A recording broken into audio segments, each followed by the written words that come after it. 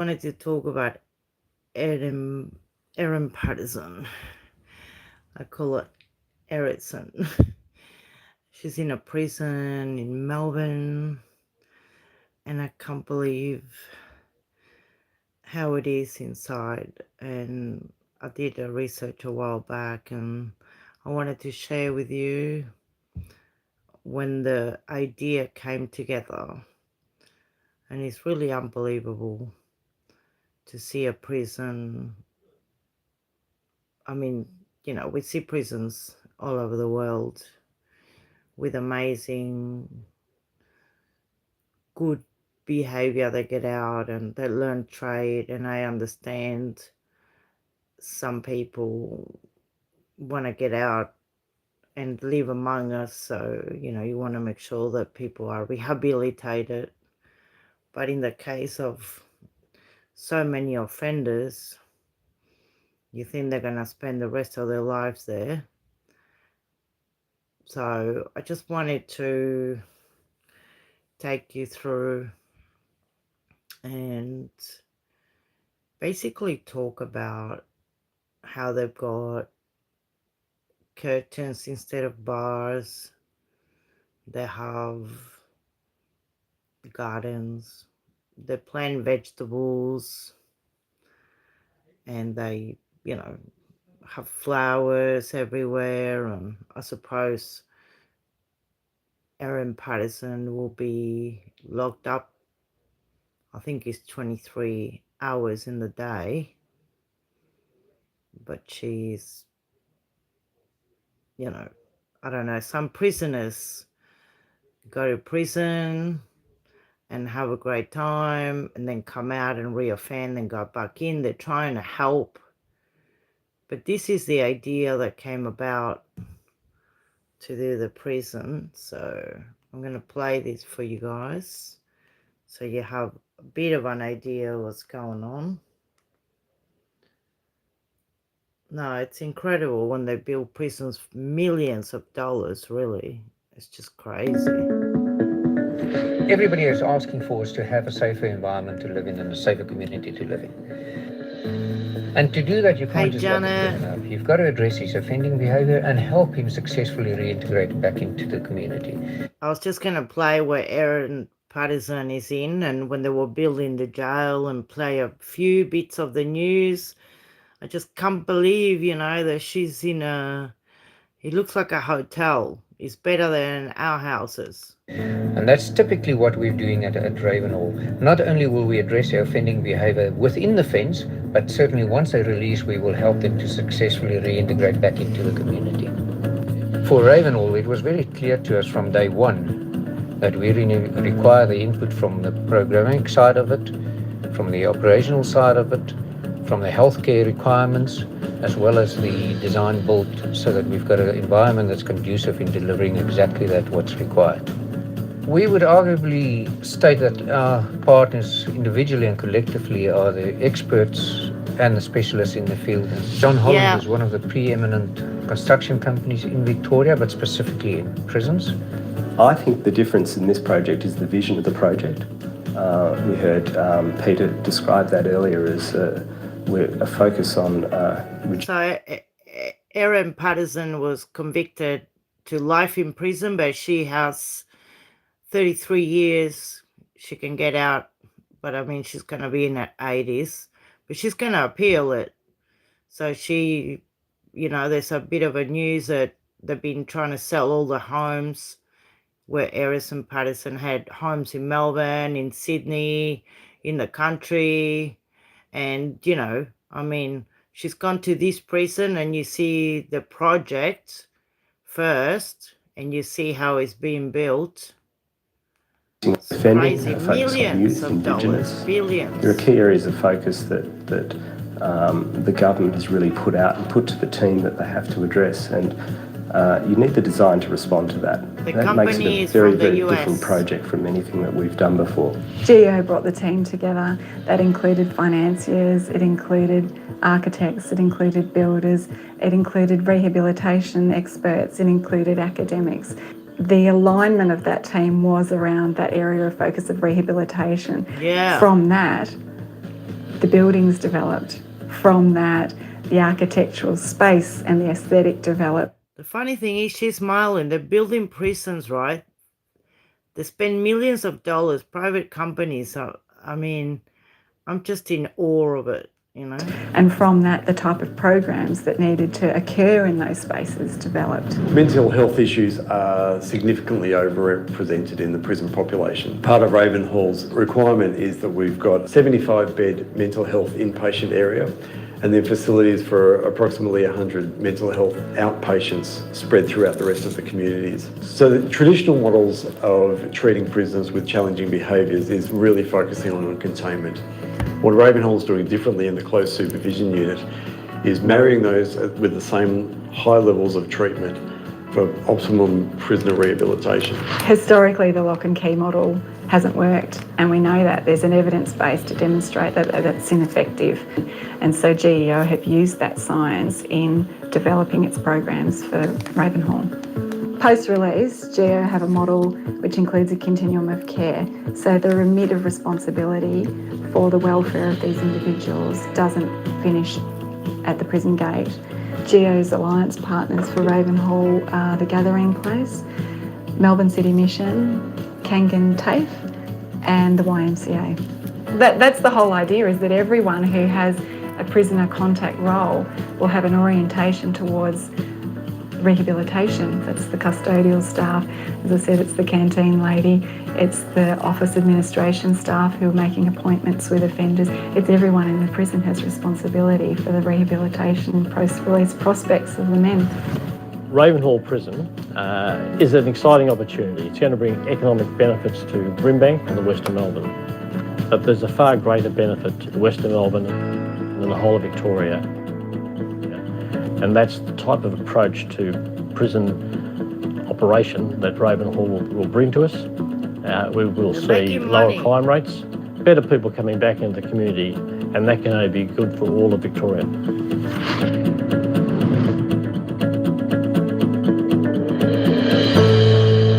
I mean, that's just crazy, right? And now I'll take you to where she is. Because there's been a prison break, they needed to... Let's go, Sol. Sorry, I have a premium, so there's commercials. Hey, Coco, it's ridiculous, isn't it? Yep, that's right. It fucking makes me so angry, I swear. And, I mean, this is a commercial, so I'm sorry about that. But yeah. No, you gotta see this prison. Oh my God. Okay, let's keep... All right, watch this. A prison that sat empty for almost 2 years is set to hold some of the state's most hardened criminals. The move will force the shutdown of Port Phillip Prison, where hundreds of staff face relocation or redundancy. 1,200 maximum security beds, medical facilities and an AI-controlled security camera system. The visibility even at night time of the CCTV is really high. We can pre-program that CCTV to track a particular individual as they move around. Western Plains Correctional Centre cost $1 billion to build and $36 million to run since 2022, but it hasn't housed a single prisoner. This facility has been used as a state-of-the-art training facility. Been very clear that's important. From next year, the state's most dangerous criminals will move in and Port Phillip Prison will shut down, breaking a 20-year contract with the security operator, which employs 700 staff. Duringal Prison at Shepparton will also close. Some staff will transfer to other facilities, but redundancies will be on offer. The cost to the taxpayer... I'm not going to go into details of the contract. Moving inmates from Port Phillip to this new facility won't happen overnight. The move will take months, and Corrections Victoria will not only have to consider the logistics, but prisoner relationships. A standard process is always to have a conversation with the men in custody about associations, about placement, and ultimately we make the decision based on what's the best safe placement for them and for other people in the prison system. Chanel Vella, 7 News. Yeah, thank you, Shannon Bella. I mean, far out, right? I've got a list of bloody prisons in Victoria, Melbourne. I mean, there's, I know, it's just crazy. Because, you know, you see the prison when it just shut down because there was a, you know, the prison break. There you have it. The largest transfer of inmates in the state's history is just days away as Victoria's newest maximum security prison officially opens, then locks its doors. The final emergency drills and security sweeps are underway ahead of next week's arrivals. Thank you for coming. The biggest prisoner transfer in Victoria's history requires some serious preparation. A simulated siege on the rooftop at Western Plains Correctional Centre, one of more than 100 emergency drills at Victoria's newest maximum security prison. It is our goal to be the best maximum security facility in the nation. The 1,200-bed prison features new AI facial recognition and movement monitoring systems to track inmates. Safety and security is really at the heart of this facility. The prison arrivals will be slowly staggered, with around 40 inmates to be moved in next week. 900 prisoners will eventually be located at the facility. That's where Erin Patterson is there now. The vast majority of new inmates from Port Phillip Prison ahead of its December closure. That's on top of 20 forced to move in early after a gas leak at Barwon Prison. High-risk inmates to be transported in Sherpas like this one. It's a big change. It's the biggest since in 20 years. And we do have a very planned ramp-up, which will take us through to end November, and we'll take people on each week. 485 staff are already working at Western Plains. Others will be required as prisoner capacity scales up. I hope so, Gogo. I hope so. The Victorian Liberal Party has been dragged into court. I don't care about the Liberal Party. But yeah, no, it's just insane, right? They reckon she's in security prison. And this is look at this, Coco. Thanks for coming. Who would have thought that the liking and subscribing. I like to keep my my people informed. I mean, it was doing my head in, right? Are you in are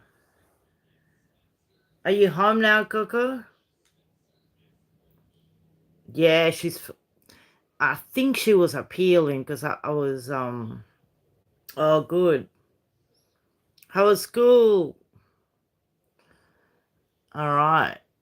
8 seconds. But yeah, no, that's your heading, the prisons. I don't know what to think, you know. Up for 18 hours a day, and it's not very. And it is one strike. Sorry, this was already started for some reason. It just jumps. Here you have When it. someone commits a serious crime, our reaction is often lock them up, give them nothing. But in this maximum security prison, there are no bars or cells. They paint, play music. It doesn't sound like they do it too tough. Those in charge say that's kind of the point. Oh, Janet, I'll show you a little bit in a minute. We all make mistakes. We're paying for ours. When I first joined the job, I had that belief that, you know, inmates should be locked in a cage, given nothing. If you're going to lock us up, you know, treat us like caged animals, and then how are we not going to come out as a caged animal? This is all about keeping our community safe for the long run. Do they think you're soft on criminals here? Yeah, some probably do, yeah. From the outside, it looks like your typical maximum security prison. Huge fences, eyes on your every move. We've got more cameras in this jail than any other jail in the Southern Hemisphere. Lucky I'm on my best behaviour. Yes, please be. The toughest of security. Okay, that's really stressful. It is, isn't it?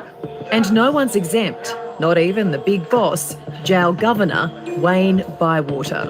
No drugs, alcohol, cigarettes, lighters. No, I don't. Yeah, And thank you for asking. But once you walk through the gates, and there are a lot of them, it's easy to forget you're locked inside a jail with 400 convicted criminals. Check that out, veggie patch. I thought they'd be the not so bad guys.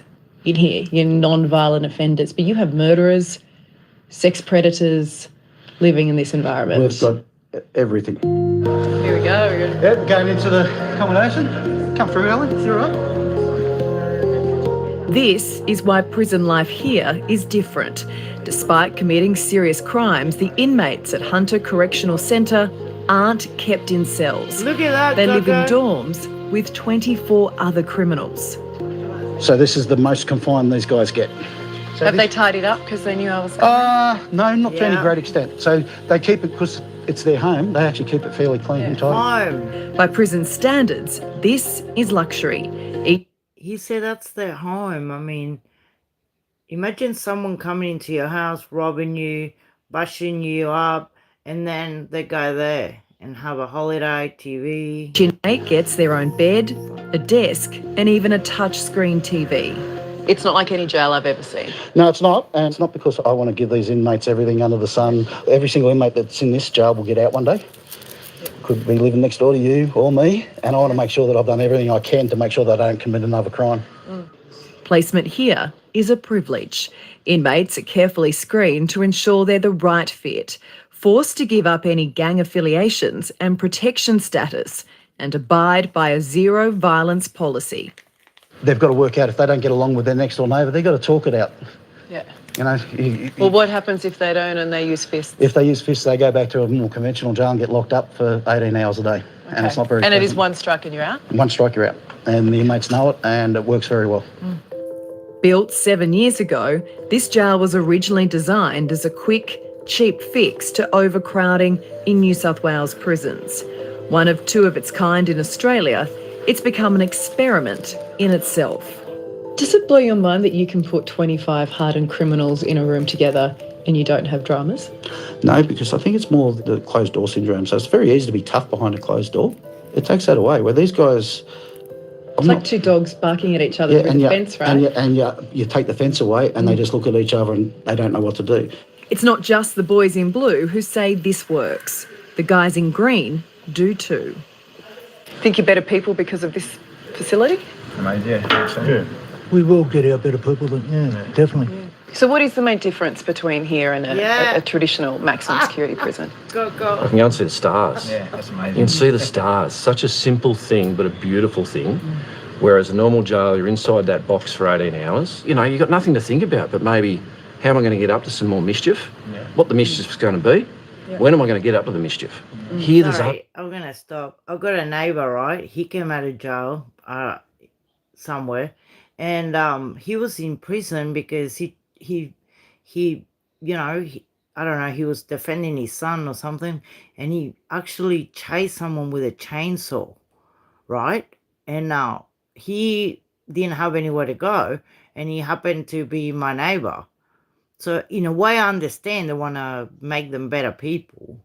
I mean, if I see a chainsaw at his property, I mean, I got a chainsaw too, you know, like, but I mean, you can't live like that.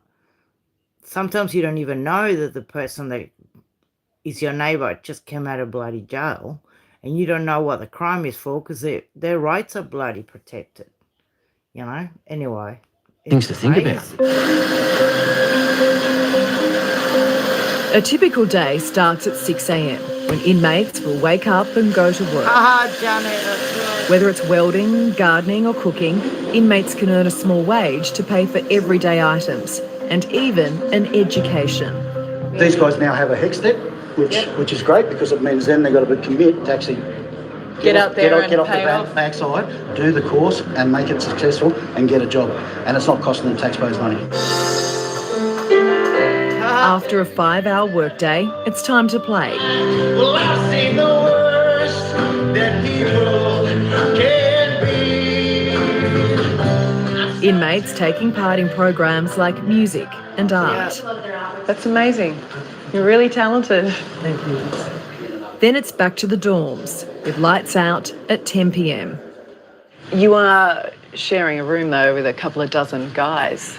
I mean, there's got to be problems with that, right? Earplugs help. Earplugs. Earplugs definitely help. There's got to be some snoring. Yeah, there is. Yeah. It's how you solve that. That's a real world issue, that if you're in a box 18 hours a day, either by yourself or just with one other guy, you don't learn how to communicate. If we've got a problem, you solve it with a fist or a slap. Whereas here, okay, a few blokes snore, how do we sort it out? Although it may not feel like it, security is tougher here than it is at a traditional maximum security prison. Cameras cover all areas at all times. Heavily armed security guards watching the inmates from elevated platforms. So you've got eyes on them from up here. You reckon the guards started painting and singing with the prisoners too, you know? Yeah. What happens if all... I mean, I love to go there, you know. I mean, you get meals. I don't have to cook. Although I like to cook for you guys and show you my gnocchi and all my cooking. Breaks loose. We have a 24-hour immediate action team, a team of 4 officers that have received specialised training, and they can control any incident in the jail. They can respond to anywhere in the jail within 20 seconds. Isn't it satisfying? Commercial. Anyway, now I'm going to show you, Janet, if you don't know what errors and I call them.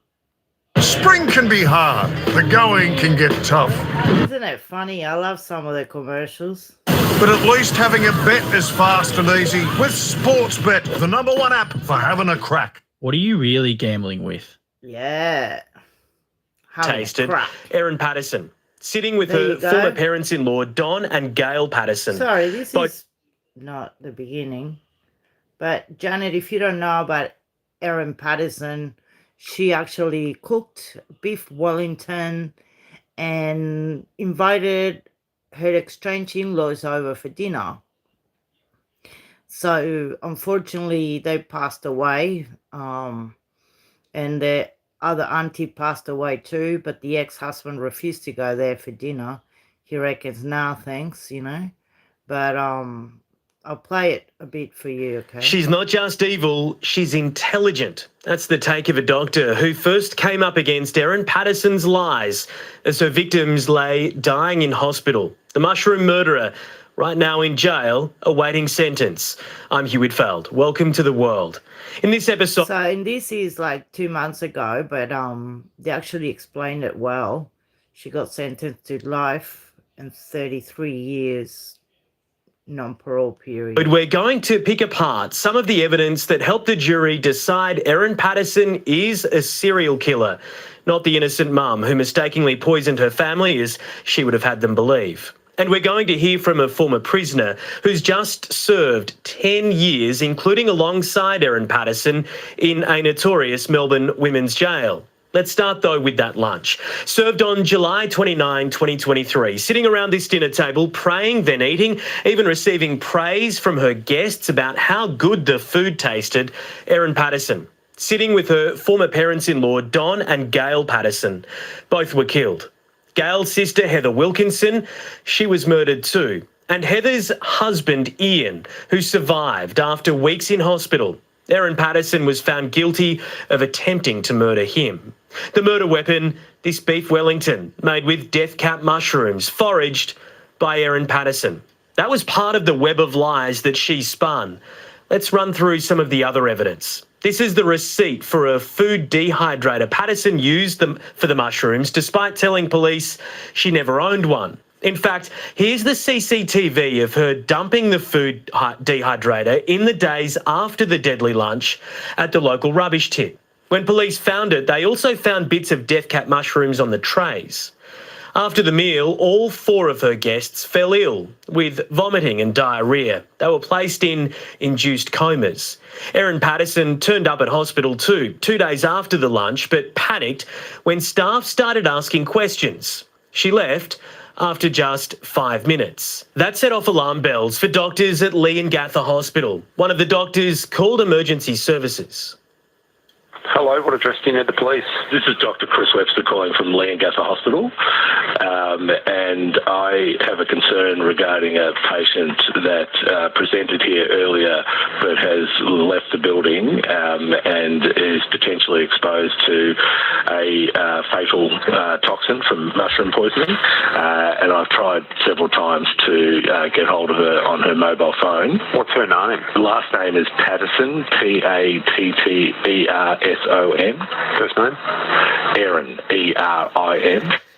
The doctor who made that call, Dr. Christopher Webster. He says when he asked Erin Patterson where she got the mushrooms from, she said Woolworths, a supermarket chain in Australia. And for him, that immediately set off alarm bells because already 4 patients were in hospital from the one meal, 3 slowly dying. Not a whole community getting sick from a supermarket product. So when she didn't respond in a way that instantly would have explained it as a tragic accident, yeah, that's it. From that moment, in my mind, she was guilty, she was evil, and very smart to have planned it all and carry it out. How do you think she's feeling today in that prison cell? I think that she's probably already climbed the hierarchy of the social structure of prison. I think anybody who messes with her is going to regret it. She's not just evil, but she's intelligent. She's like Lex Luthor. Lex Luthor takes on Superman. So I wouldn't be messing with her if I was another inmate, that's for sure. We were looking for a block of land to start. Yeah, she actually said to the hospital that she had fed the kids the leftovers.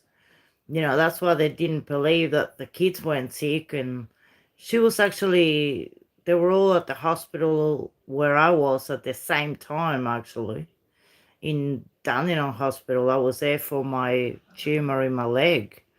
And I went downstairs, but you don't know what you're in for, Is who gave evidence. Police were quickly on the case. They recovered leftovers from the beef Wellington meal and had them taken to the local hospital for examination. They found the same toxin that is usually found in death cap mushrooms. When police raided her home, they spoke to Erin Patterson at the same dining room table where that deadly meal was served. They also found a food dehydrator manual, despite her claims that she didn't own one. And she'd factory reset her mobile devices. After an 11-week trial on Monday at a court in country Victoria in the town of Morwell, Erin Patterson was found by a jury to be guilty of 3 murder charges and 1 charge of attempted murder. A triple murderer, a serial killer. The mother of 2 is now at the Dame Phyllis Frost Centre, a prison on the western outskirts of Melbourne. The jury wasn't told that Patterson was in custody during her trial. Patterson is already familiar with the Phyllis Frost, having been held there before her trial and returning there on the weekends during the court proceedings. So, what's life like inside? In a second, we'll talk to a former inmate, but first, let's take a look at this. Here's 7's Michael Usher. Just outside Melbourne, behind 6-metre fences at a fortress of razor wire, lies one of Australia's toughest women's prisons, the Dame Phyllis Frost Centre. Home to up to 600 inmates, the convicted, the violent, the infamous. Inside these walls, Malka Leifer, the former school principal accused of abusing girls, Judy Moran, who lived and breathed Melbourne's gangland war, and Momina Shoma, jailed after pledging allegiance to ISIS and stabbing a stranger. Life inside is rigid, stripped of freedom, meals are rationed, movement is scheduled, trust is rare. Each inmate is assigned a compact, sparsely furnished room, usually shared with another woman. There's a metal frame bunk bed bolted to the floor, a stainless steel toilet with no seat, and a small desk built into the wall. Personal items are limited: a few books, hygiene products, family photo, tiny amounts of blue tack. Fluorescent lights buzz overhead, and a narrow frosted window lets in little natural light. Privacy is non-existent. Even the toilet sits in full view. To visit, you must be pre-approved and booked in by the Inmate. Sessions are limited. You're urged to call ahead before you drive hours, only to be turned away. Visitors, including the likes of Erin's children, will face dress codes and bag checks. Sheer tops, hoodies, watches banned. Even colours are regulated. Smartphones are banned, so is most jewellery. You may be asked to remove hairpieces or even change into a prison-issued shirt. Refuse, and the visit's over before it begins. Contact can be limited. Hugs are brief if allowed. That's the Conversations, same one. strained. Security, always present. Inside Dame Phyllis Frost, time is served slowly. So let's hear from a former inmate. Ashley Chapman has just served 10 years there, including in the same solitary confinement conditions Erin Patterson has been held in and will be held in. The slot, they call it. Chapman was convicted of serious crimes, including armed robbery. Yeah, it was very confronting, also having to be strip searched as well in front of two complete strangers. Yes, they were the same gender as myself, and they're just doing their job. And then you're put in the cell with this little folder with this document that is very old and not up to date, and then they close the door because you could arrive late at night or you've been in medical because you've got conditions and you've had to wait for a doctor, and then they just lock that door and you're locked in for the rest of the night. And you don't know what to do. You don't know if you're allowed to do anything. You don't know if you're allowed to turn on the TV, if you're allowed to turn on the light. You just sit there and stare at the wall. And you just don't know how long it's going to be until they open the door again. I was very scared at the start. There are some very scary people in there. You could be in your cell at 11 o'clock at night when the whole prison is shut, and you hear the officer walking down doing their checks, and all you hear is the keys jangling back and forth. And then you're wide awake, and then the next half an hour or hour, depending on who's on obs or not, you hear that again. It's torture. Torture, she says. There is a key question about Erin Patterson that remains unanswered. Why? Why did she kill her ex-husband's parents and his aunt and try to kill his uncle too? Prosecutors made clear during the trial they wouldn't be presenting a motive to the jury, ultimately believing they didn't have to. She's been described as a disturbed, sociopathic nutjob. Here's Dr. Webster again. Yeah, that's right. They put commercials because I'm not subscribed. Well, I can't believe you tell me 8 years, but if you don't like the way your in-laws treat you, there are ways to deal with that that don't involve snuffing out the lives of 3 innocent people and attempting to take a 4th. The fact that she is capable of doing such a heinous act speaks volumes about the fact that her brain, her level of empathy, her level of self-awareness, her level of what other people think of her, it's all disturbed. Erin Patterson has 28 days to appeal her conviction. If she doesn't, sentencing proceedings will begin in August. Often in Australia, victim impact statements from the victims' families are read to the court. The maximum penalty for murder in Victoria is life in prison. Okay, let's dive into 5 big other stories that we're following right now. The death toll from those shocking Texas floods now stands at 104. Oh, yeah, that was 2 months ago. So a guy just did from Australia. He's great, I reckon. He did a good take on what Erin kind of had to sell, and she had a lot of properties, but she also had she had a lot of, there it is. She's a big target, so she is going to face a very grim life. She had like $2 million from her mum and then also from her grandmother. And she helped a lot of families, you know, buying properties. But if she's going to appeal the sentence, she's going to need a lot of money, but they reckon she's broke. Now, I love this reporter, okay? He's wearing a beanie and he's got a jacket and he's freezing in Melbourne. But the comments on this video, they fry him, you know. Welcome, everyone. We are looking at what Erin is in prison at the moment. But it's someone, they were commenting on how this reporter looks. I thought he looks bloody cute. And they were saying that he looks like, anyway, you can go, you can see the link. She's there. a big target, so she is going to face a very grim life. There you go. She's a big target, so she is going to face a very grim life locked behind bars. There's some hard labour coming up for Erin Patterson. Some would say very much deserved. Wayne Flower reporting here again for the Daily Mail in Melbourne. Wayne. Now, I'm here to talk to you today a little bit about the predicament of Erin Patterson. Of course, Erin Patterson is the mushroom killer, convicted and sentenced to 33 years behind bars.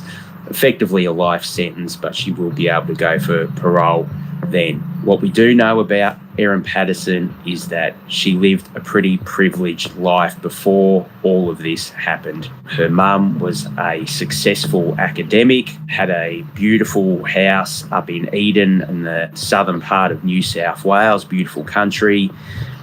When she passed away, Erin Patterson got a large chunk of inheritance from that property. She'd also previously inherited some money from her grandmother, which meant she was pretty wealthy around the times that these killings happened. She had a pretty extensive real estate portfolio. She had originally a home in Currumbara, was the family home. She'd also had a place in Mount Waverley. So that's where I drive past every day to go to the shops. That house there. She then, of course, bought the house in Gibson Street in Leongatha. They had properties, joint names with her estranged husband, Simon, who continues to live in one of those homes. When Patterson was charged in November of 23, she sold that Mount Waverley property for a little over $1 million.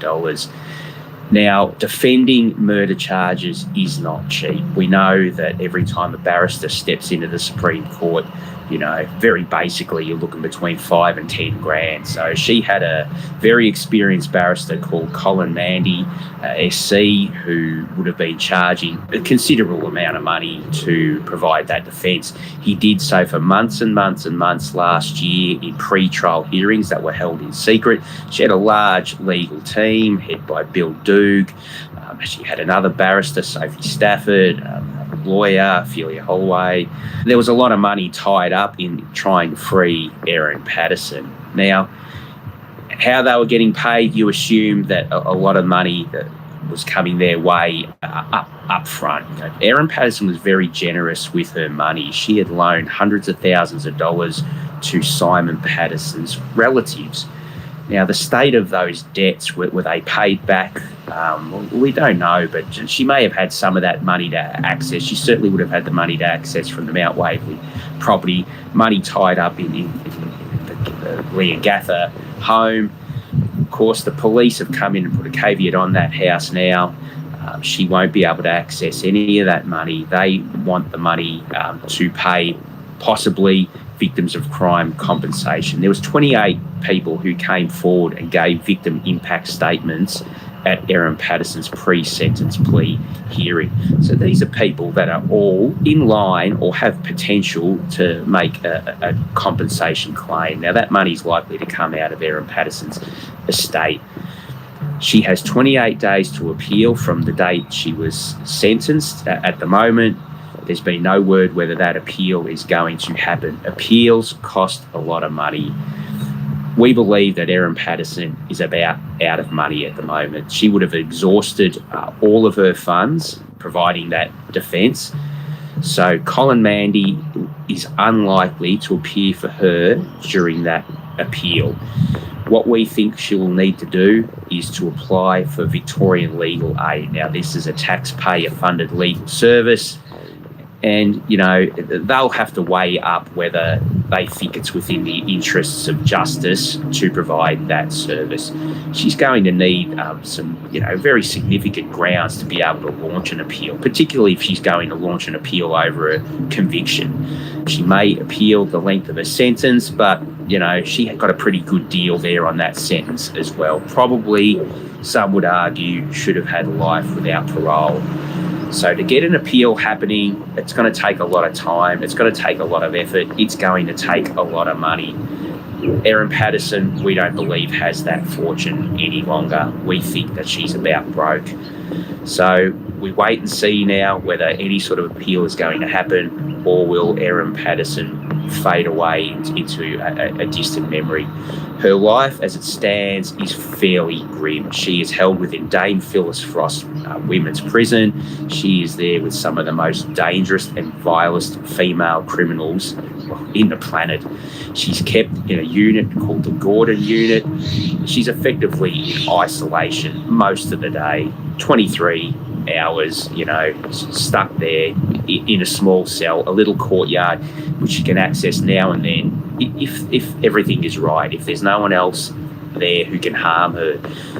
Prison authorities are rightfully concerned about Erin Patterson's safety. She is a massive target in jail, and she is likely to remain a massive target in jail for the foreseeable future, you know, at least for the next decade or more. There's documentaries already being made now about her. There's probably going to be books. There's going to be more podcasts coming out. A lot of these things prisoners will have access to. She's a big target, so she is going to face a very grim life locked behind bars, and it was the only factor that saw her have that non-parole period added to her. It was the only thing she had going for her. She had no mitigating factors, no mental health problems, nothing that she could put forward. She maintains her innocence, and in the eyes of the law, really doesn't show very good prospects of rehabilitation. Inside jail, you know, she'll get 3 meals a day. She has access to a prison pantry, which, you know, you really got to work to earn money for that pantry. She's not going to be working anytime soon in that jail. So, yeah, some hard labour coming up for Erin Patterson. Some would say very much deserved. There you bloody go.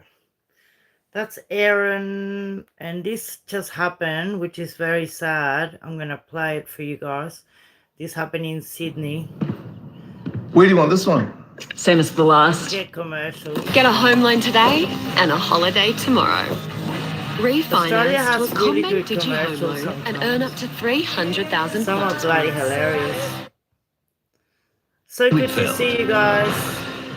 Good afternoon. One person is dead and 7 others are recovering in hospital after a gas leak at a Riverstone restaurant. Emergency crews were called to Haveli Indian restaurant this morning, where 5 police officers found a 25-year-old man unconscious and unresponsive. The 5 police officers who were involved with the CPR and the intervention in the initial component or the initial part of the process were extremely brave. They have all been now taken to Blacktown Hospital, where they are being treated for some sort of effects as a result of the odour that's been seen or located within the restaurant area. Later in the program, our reporter Inga Nilsson will be at the scene with more details on what firefighters believe the gas was. That's coming up after 4:30. There you go.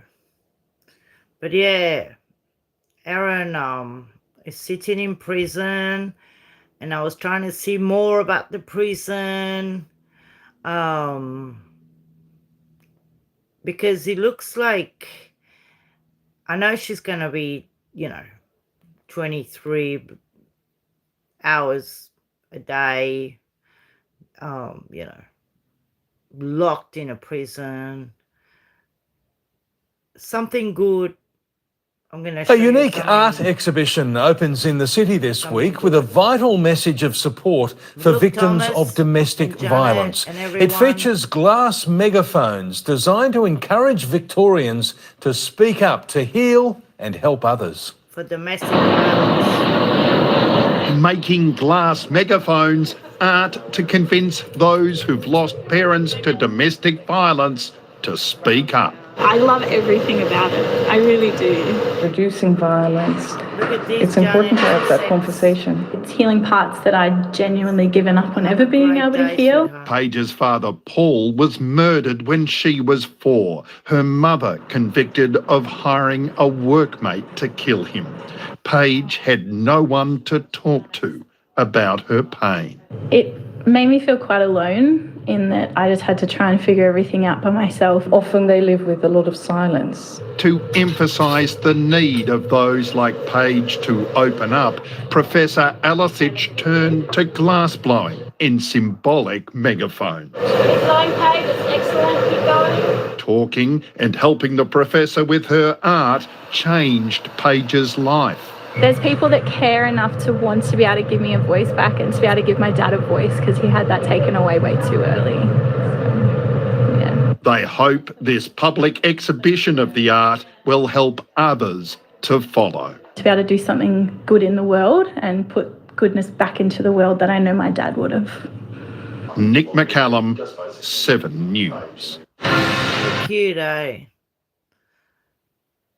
Okay, sweetheart, Janet. There's a lot of crime in Melbourne at the moment. There's people running, jumping into rivers.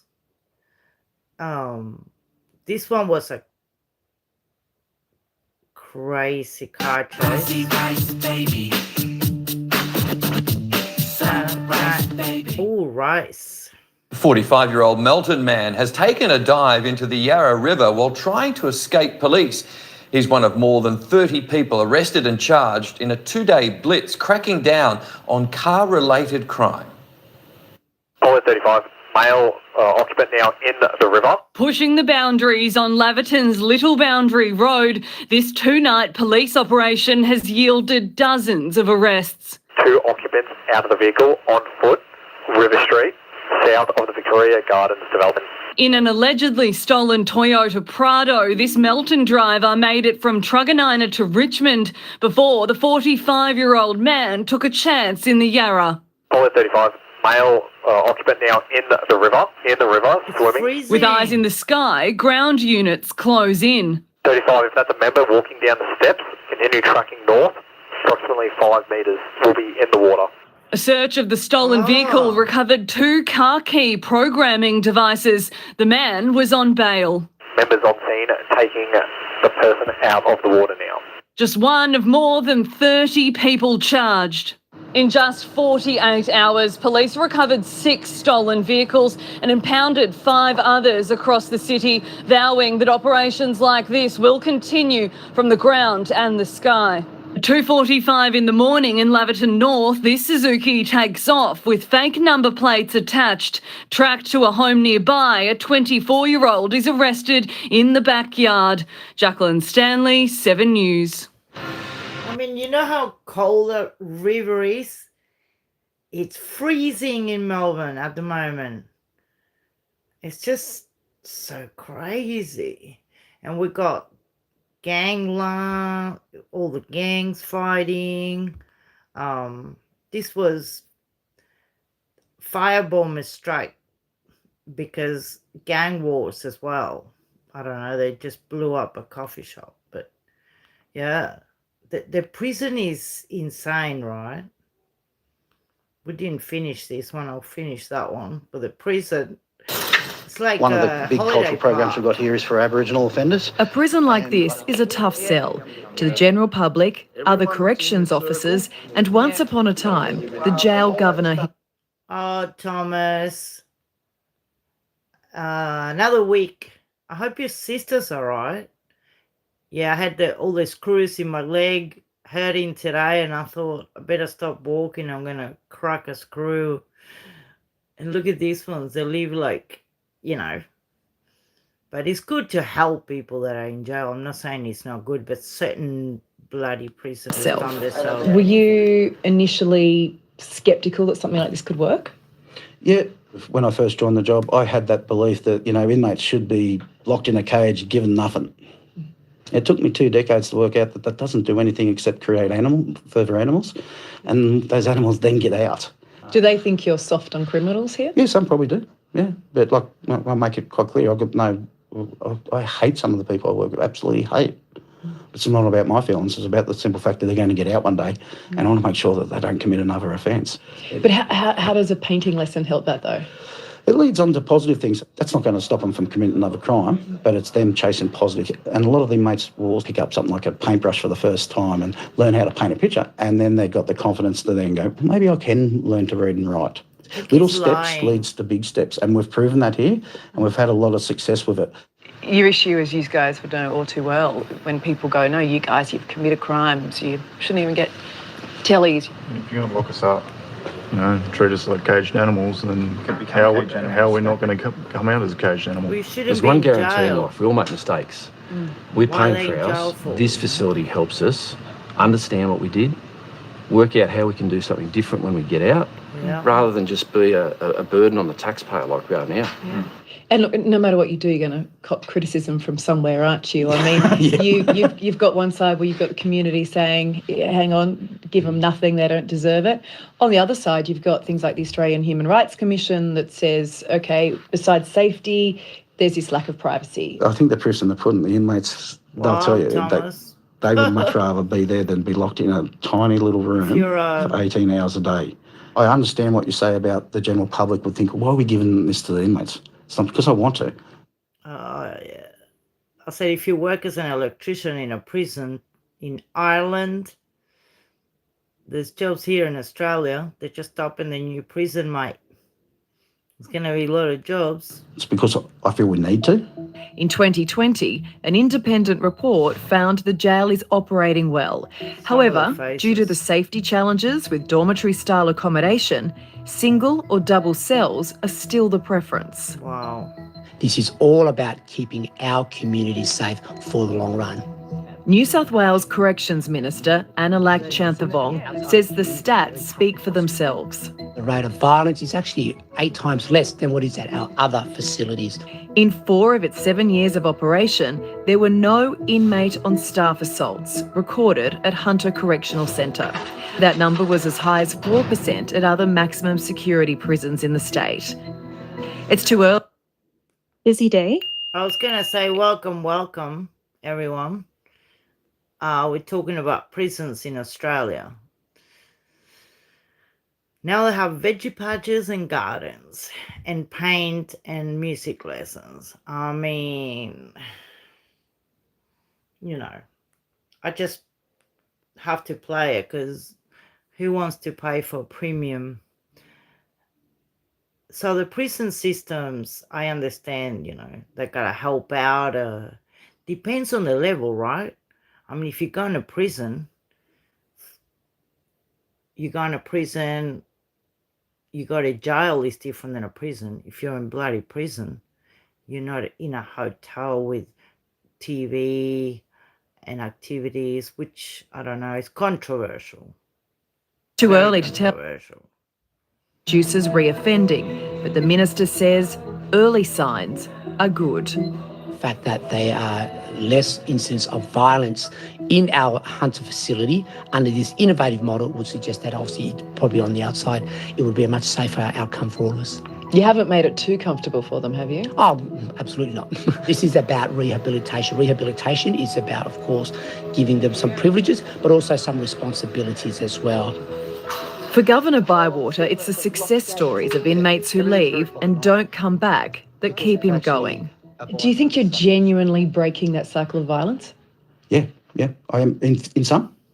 And I would be lying to you, Ali, if I said, this is the fix for everything. You know, bring any inmate here, we'll fix them. It's not the case. There's some really bad people in the world, some people that will never be fixed.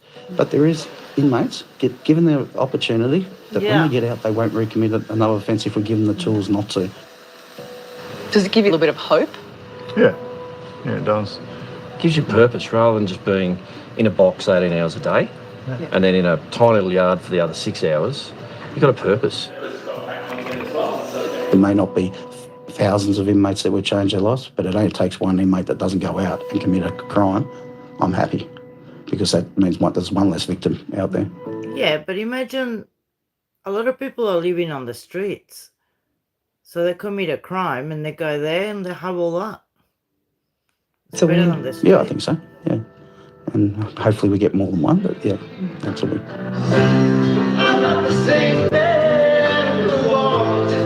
Through that door, when they carry me out, life is no more. Makes you think, doesn't it? And other states and countries are now looking closely at this prison. It is controversial, but one thing we know, what we've been doing hasn't worked. Just maybe this will. Yeah, I'm not saying it's a bad thing, you know. I'm not saying that. It's just that, you know, One of the big cultural makes you programs. wonder, you know, I reckon. Makes you wonder. That's, you know. This is the other thing that we have a fugitive that I wanted to play for you guys. And Desi Freeman's still on the run. There's $1 million reward for this guy. And I think that other guy that got, they took his life in the United States, that Charlie person, they were offering $150,000 reward. And for this one, they won $1 million. You know? Thank you.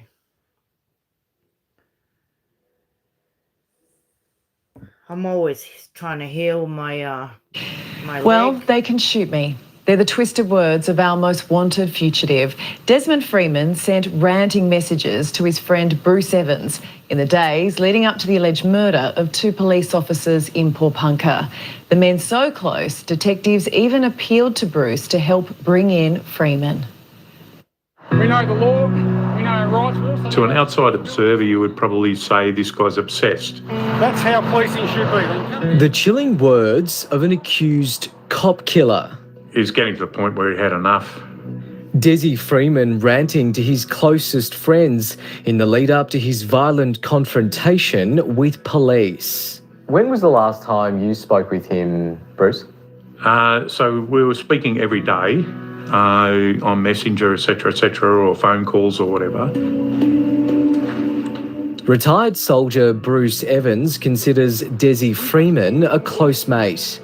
We can reveal in recent weeks the 56-year-old fugitive was fixated on fighting police in court. He lost his licence for refusing breath test and drug test, and he was representing himself.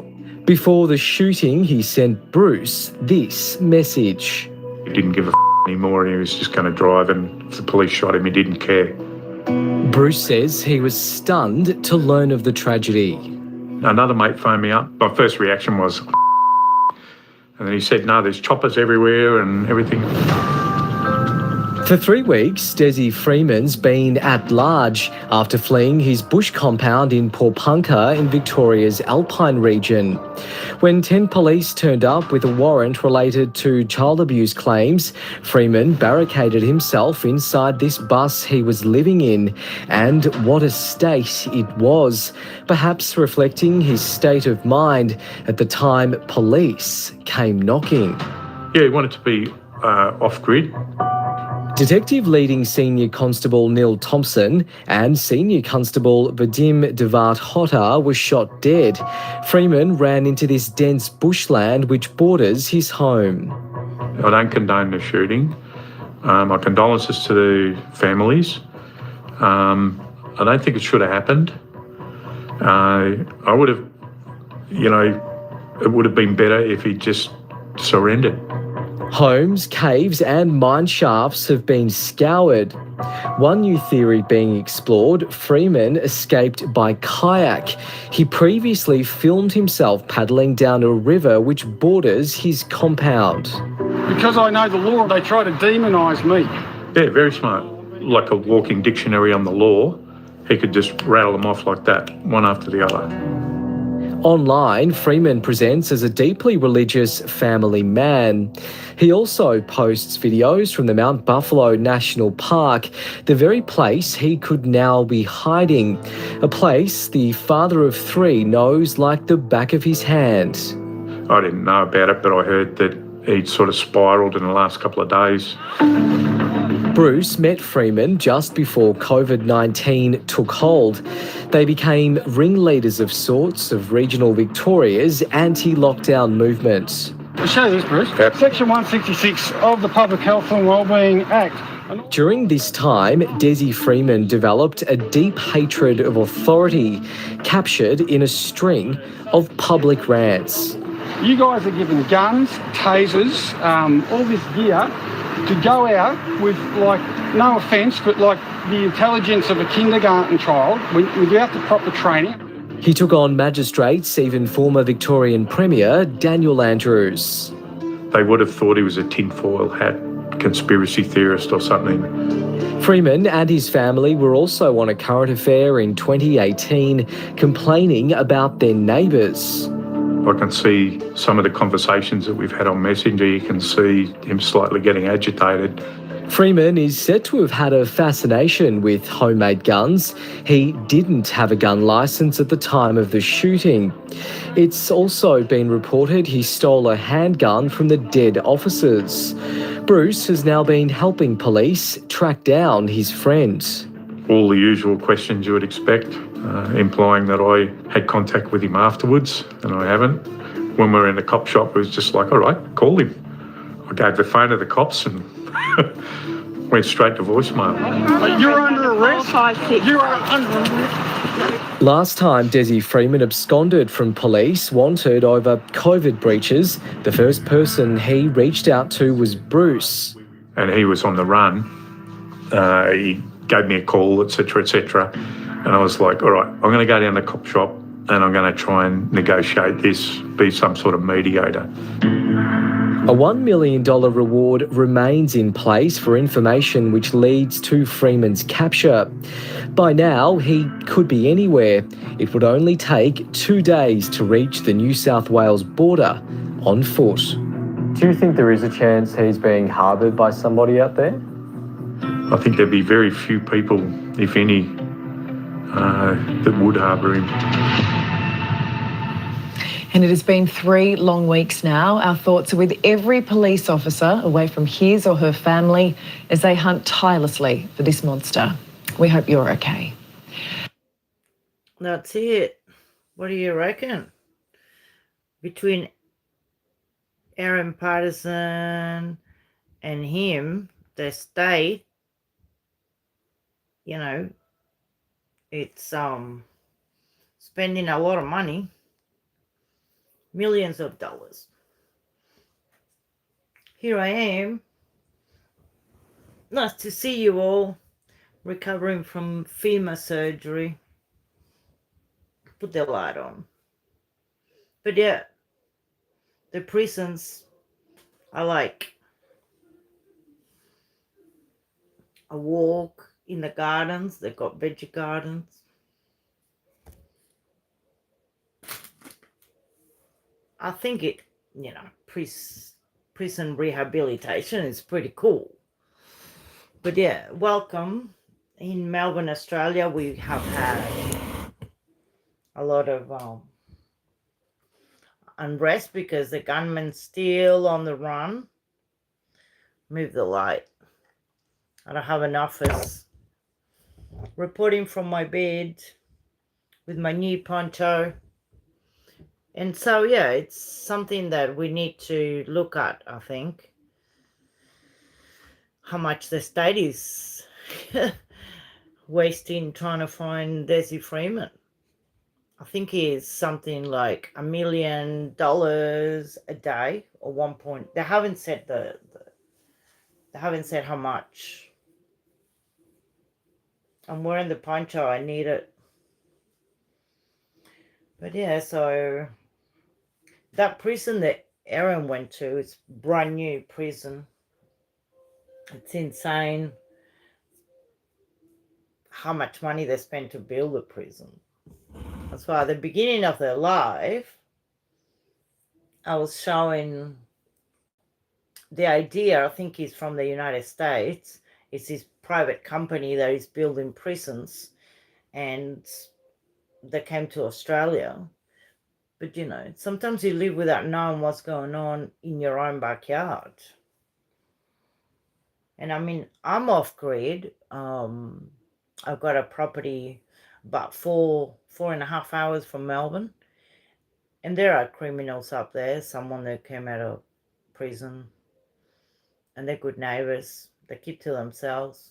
He walks past and walks a dog and I just wave, you know. But yeah. When you're off grid doesn't mean you're running away. I like the quiet of the rivers, you know. I can just see the chat now, Thomas. Yeah, they might never find him. There was a guy that went on the run here for about 7 months, and they're making bets whether they're going to find Desi Freeman and who's going to be the longest, you know. They're probably already betting. So I hope your sister's okay, Thomas. New reconstruction. I went for a walk this morning. I wanted to show all my subscribers the sunrise in Melbourne, and it was rain, clouds, bloody dark, no sun. It came out in the afternoon a little bit, but then I was in thank you. Yeah, I had beads, but I put a button on there, and then I put another button down here. I spent a lot of time while I was doing the lives with you guys knitting. The funny thing is, people are saying, oh, you should sell them, you know, but I don't think I'm in jail, they're going to let me knit, because these are a weapon, right? All right.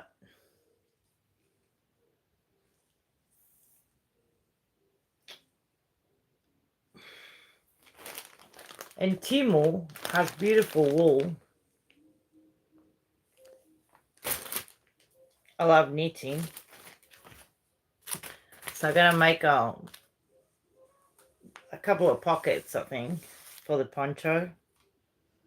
So I'm going to cast on while we're here. But yeah, the prison system is insane. Because when I heard where she went, like I got friends that live down there. And it's pretty deserted. Like where Erin Patterson is. Like if you were to run, I don't think she looks like she can bloody run anywhere. Are you asking me if I had a word from my surgeon? Because I'm waiting on a letter to go back into hospital. They'll probably do an x-ray, you know. But yeah, I thought I'll do a live and talk about the prison system. Oh, I couldn't believe it. I was really thinking, she gonna do painting and gardening, you know what I mean? Oh, wow. That's pretty cool. Very good. I wish they did that to me. They opened up my leg 3 times. But oh my goodness, right?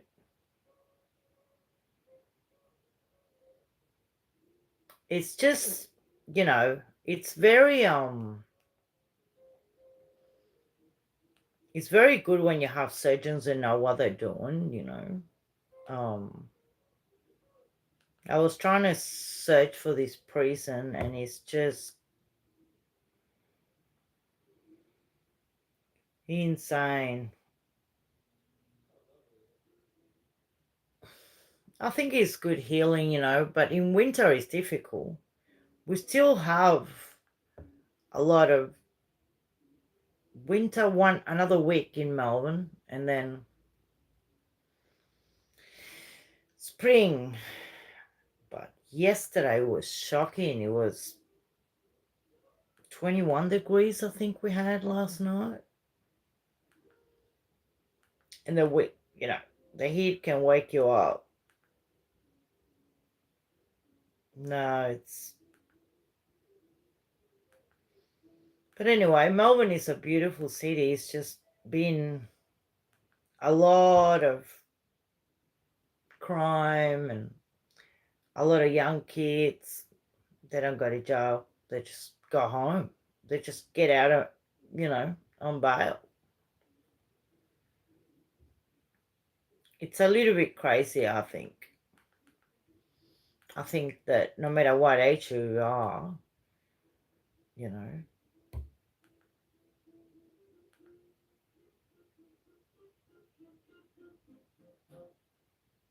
it's just, I think that if you don't have a system in place that is going to make people want to, oh,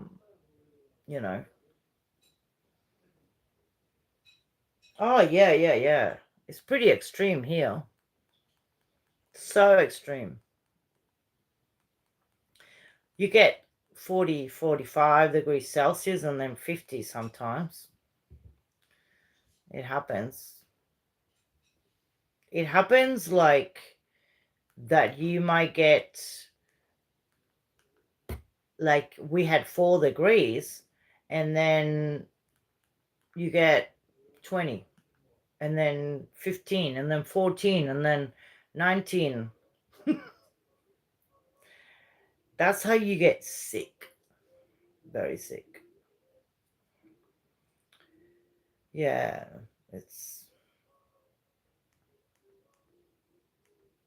how's the weather in Ireland?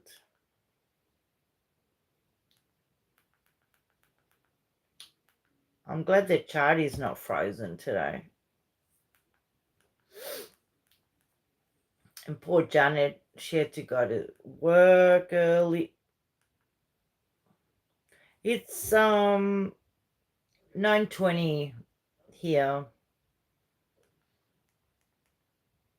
End of Tuesday.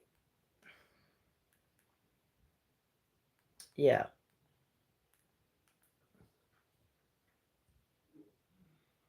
I was just gobsmacked. Couldn't believe it. That Erin Patterson was in that jail. I mean, it's a women's jail and it's extreme. Like she's been, it's going to be locked up, but it's really like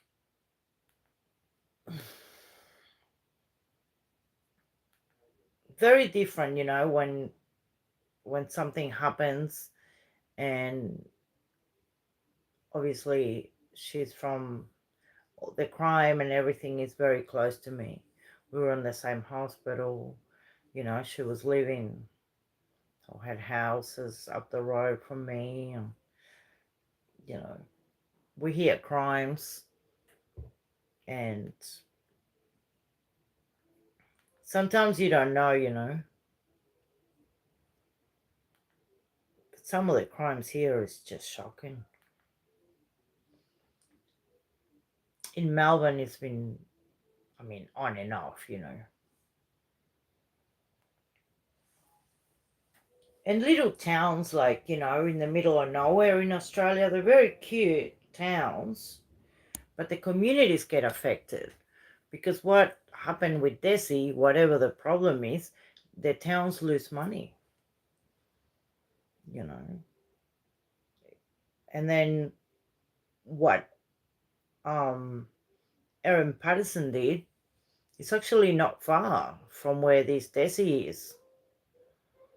So small towns get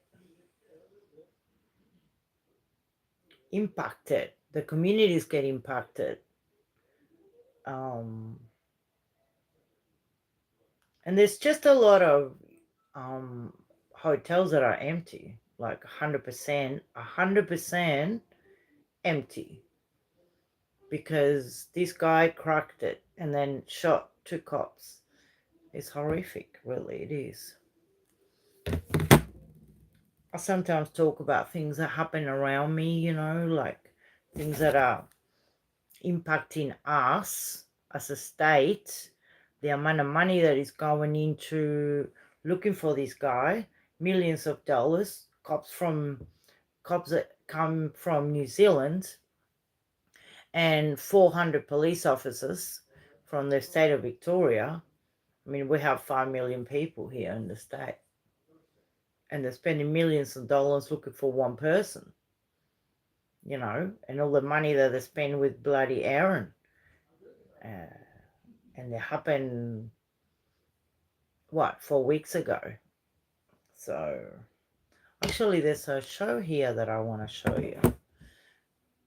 You might see the impact on the communities, you know. I gotta put the volume up, but yeah, no, it's They're places crazy. few people could have pointed to on a map until suddenly everyone right. knows where they are for all the wrong reasons.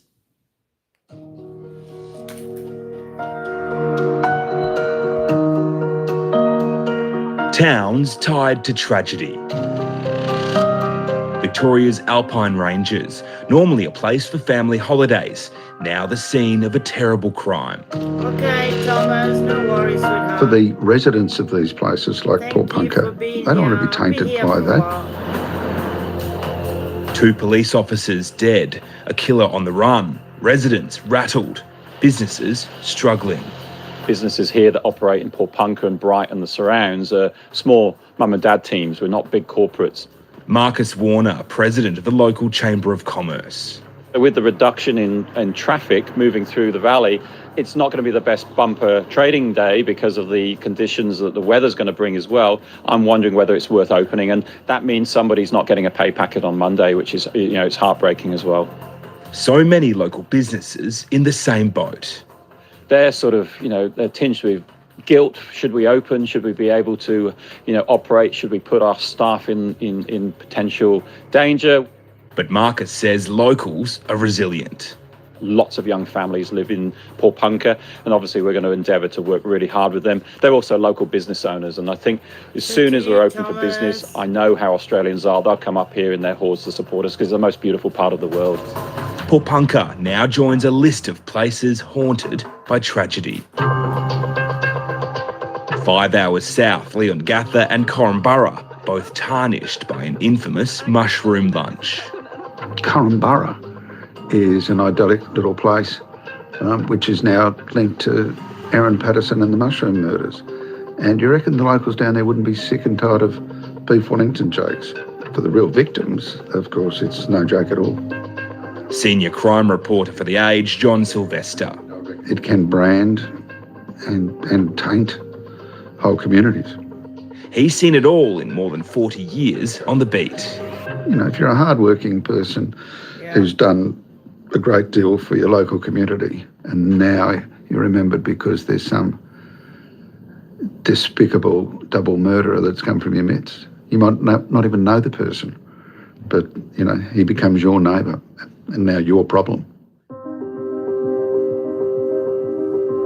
Snowtown in South Australia has never been able to shake the bodies in the barrels case of 1999. Murders so shocking they became an award-winning film. In 1996, Port Arthur, a tragedy that changed Australia. 650,000 firearms were taken out of the community, and really, think how often we have a mass shooting as compared to America. Larrimah, a quiet piece of outback in the Northern Territory, became worldwide news after one of its 12 residents went missing. Thanks, mate. Jeez, you're a darling. In another tiny town, Wieambilla. 2 Queensland officers shot dead, a neighbour killed in an act of religious extremism. Our hearts just break for these 2 young, beautiful young officers. Childers near Bundaberg in Queensland. Still most widely known for the deliberately lit backpacker hostel fire that claimed 15 lives. In Melbourne, street names serve as constant reminders. The Russell Street bombing, the Easy Street killer, Hoddle Street massacre. In Sydney, Martin Place's Lint Cafe brought modern-day terrorism onto our doorstep.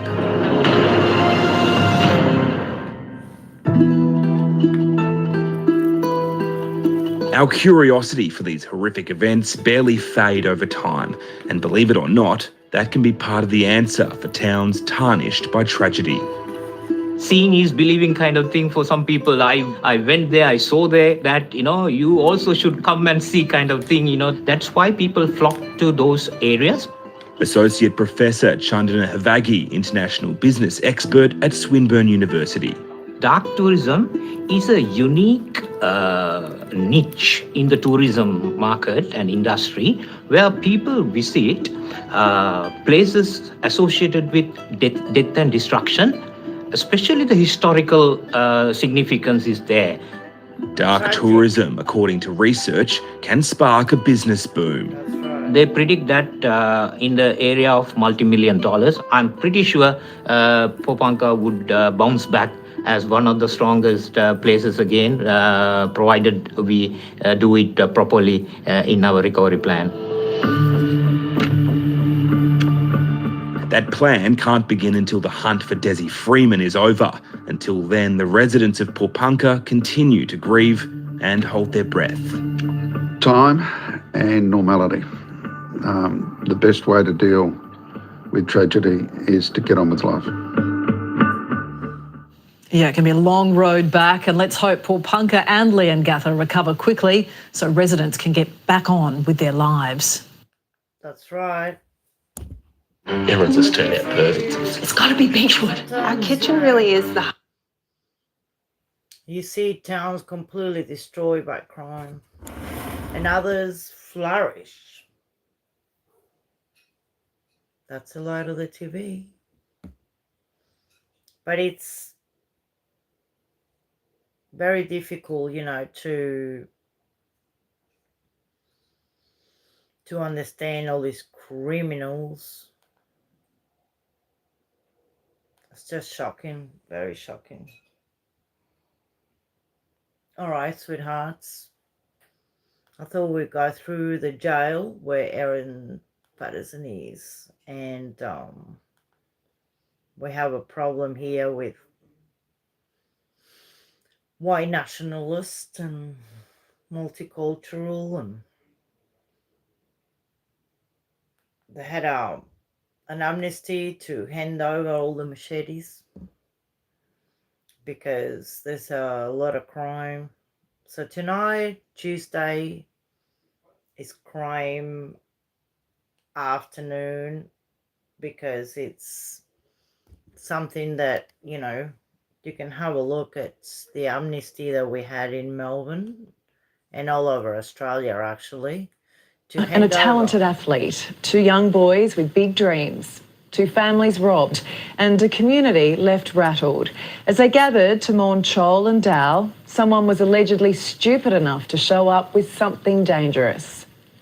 Jesus, I have decided to follow Jesus. No turning back, no turning back. We thank you for the life of these 2 beautiful souls, Chol and Dao. Under the stars, hundreds mourn. Let us pray to save the other children no matter what. Here, they're all brothers in arms. Yeah. There's over 500 kids out here just came to show love and support to Chol and Dao. But even through this peace, fear wasn't far away. As we was walking to the car park, and we just saw a knife in a Mercedes, I'm not sure who drove by. Police seizing a machete at the vigil. And this is really disgusting because we're grieving 2 little kids We came here for peace in this country, but we're not getting peace. Our kids dying every single minute. We are sick and So what they're talking about here is that a 12-year-old and a 15-year-old lost their lives to violence in Melbourne. Let us farewell our two angels. Tributes for two young boys killed on the same footpaths that lead them home. Dad was only 2 minutes away from home. He was running for his life to get home where he could feel safe, but he couldn't make it. Chola Cheek and Dowa Queng were hunted down and stabbed to death at 8 p.m. on Saturday night in Cobblebank in Melbourne's outer west. Chol was a lovely boy. He's a very peaceful boy. He always laughing. He loved everybody. Chol's father asking why. How come someone just kill him like you are just even killing the animal like that, like that? Chol was 12 years old. His mate Dow, 15. He was a child. He was our baby boy. Dow's uncle, Akol Magog, says his nephew was walking home from basketball with Chol when they were stalked by a gang. He was not linked to any gang or linked to any problems. He was just an innocent child that, that loved to be at home or basketball or at school. Chol died waiting for his mother to pick him up. His last words, "Help me." Dow was murdered a street away from his mate, a 12-minute walk from home. And that breaks our heart because we were at home and we don't know he was running for his life out there on the street. When Chol grew up, he wanted to become a doctor. Dow hoped to represent Australia in basketball. Now, police are investigating whether their murders were a case of mistaken identity. Harrowing CCTV from the night shows the boys scatter, outnumbered by their masked attackers, believed to be a gang of up to 8 men, who carried with them machetes and knives, weapons of choice across Victoria.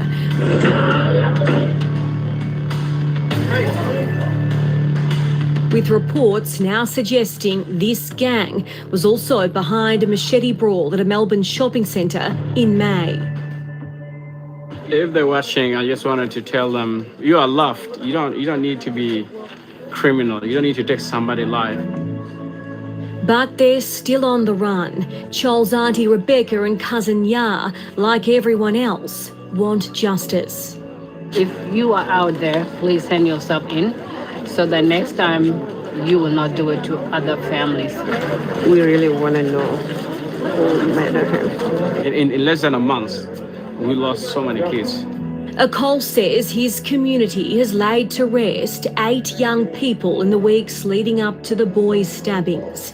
We only buried 3 young people on that Saturday morning. The South Sudanese community now asking, is Victoria safe? As a mother, I always feel like we are relieved from where we came from. But now he reminds us back home. Victoria is having a particular surge at the moment, so I wasn't sadly particularly surprised when I learned that there had been more victims. Associate Professor of Criminology at Central Queensland University, Dr. Xanthi Mallet. It's not possible to police our way out of this. We need to actually stop people joining these gangs, disincentivise them from carrying weapons in the first place. But is spending $108,000 on 45 machete bins across Victoria and a 3-month amnesty enough? Since it started on September 1, we've monitored bins and seen just one man drop off 1 machete. The government tells us 500 have been surrendered so far. The bins are usually placed in police stations, for example, and the individuals likely to go there and relieve themselves of these weapons are not likely to be the youths carrying them. We want Victoria to be safe again. Yep, we can't just police our way out of this one. And the machete amnesty is a start, but do we really think those gangs will hand their weapons in willingly? I don't think so. Hi, Han. How are you? Good morning. Oh, you're getting ready for work, Angelica. Good to see you, sweetheart. I'm going through some of the jail that Erin Patterson is in, and Desi Freeman's still on the run in the state of Victoria, Melbourne, Australia.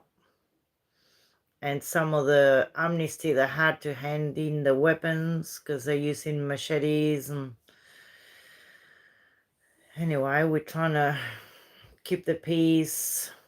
There's beautiful art and people coming together as well. But I hope you have a good day at work.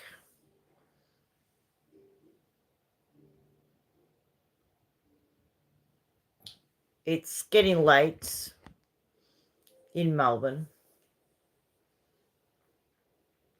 It's good to bring awareness and then talk a little bit about how we can fix the crime, that is happening. My little USB lamp. It's freezing in Melbourne today. We had a hot night and now we have a freezing night. Monday night was 21 degrees Celsius, which was probably 65 Fahrenheit or 60 something. And now it's freezing cold again. So yeah, it's interesting, how some cities can just change, Hey, Lil. How are you, sweetheart? How you going? I'm here with a poncho that I knitted. Finally finished my Lil. Nice and warm. I was about to use some of the wool to knit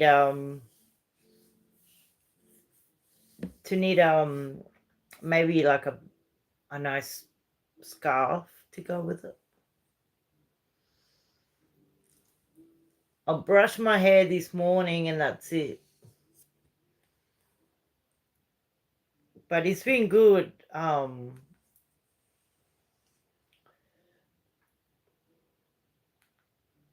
I rested this afternoon. Rested 4 weeks today.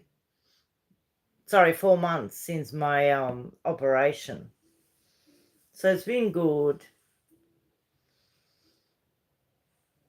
I did a lot of resting because, you need to just relax while you come out of hospital. And that's what I've been needing, trying to keep my mind occupied. But then I saw where this woman that poisoned all the family went to jail and I was freaking out. I don't know if you've heard about this case. I think some people around the world have. But yeah, there's a lot of people involved in trying to help with Erin Patterson. And there's a guy that exposed her and they got her. It's just some of the videos that I saw. The jail, it's a private jail. They spent millions of dollars building it. But yeah, it's actually interesting, There's a show they did a couple of months ago about Erin Patterson, and I might put it on because today is a day of news here. Dr. Chris Webster's instincts were spot on. Everything told him Erin Patterson was a cold-blooded killer who laced a beef Wellington lunch with death cap mushrooms. He was the one who called police from his country hospital, blowing the whistle. This is his story. She's evil. She wanted people out of her life. He's the doctor from country Victoria at the centre of one of the world's most gripping trials. I just told her that she's been exposed to death cap mushroom poison and she's gone. Meticulous, carefully constructed planning of this triple murder. An icy winter's morning in July 2023. Dr. Chris Webster has just clocked on for a 24-hour shift at the small urgent care department at Leongatha Hospital, 2 hours drive from Melbourne. He doesn't know it yet, but he's about to unwillingly be thrust into the starring role of a real-life murder mystery. She did not look physically unwell in any way, shape or form. That eerie, distant, not quite there look that she had on her face. The day after Erin Patterson's fatal feast, Pastor Ian Wilkinson and wife Heather arrive at hospital with suspected gastro. They were both in the same treatment room. We call it the plaster room, but it's an isolation room for people that might be suspected of having something contagious. Soon, a panicked call from another hospital where Don and Gail Patterson are being treated. A suspected case of poisoning with death cap mushrooms. I took a phone call from Dr. Beth from Dandenong Hospital, and from the moment I finished that phone call, I knew that it would be a court case. I knew it would be huge. I felt convinced of her guilt at that point. Dr. Webster transfers Ian and Heather to a bigger hospital in Melbourne. Ian and Heather left in separate ambulances, and when Ian left, it was still quite hectic. Things had quietened down a little bit when Heather left, and I saw her get pushed into the back of the ambulance with the collapsing trolley, and after the clanging noise of that, she looked me in the eye and said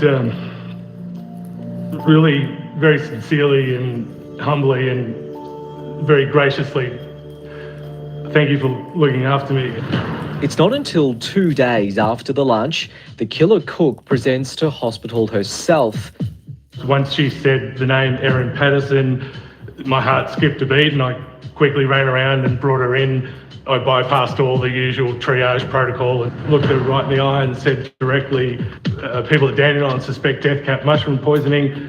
Where did you get the mushrooms? And that's when she said, Woolworths. Bizarrely, within minutes of arriving, Erin Patterson makes a beeline for the exit. Other staff try to stop her as Erin hits a button on the wall to open the doors.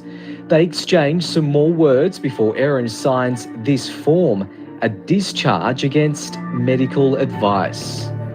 She literally sneaked behind my back because I would not have let her leave if I had known that she was leaving. Worried she may die, Dr. Webster calls Erin 3 times, but she doesn't answer, so he calls 000. Hello, what address do you need the police?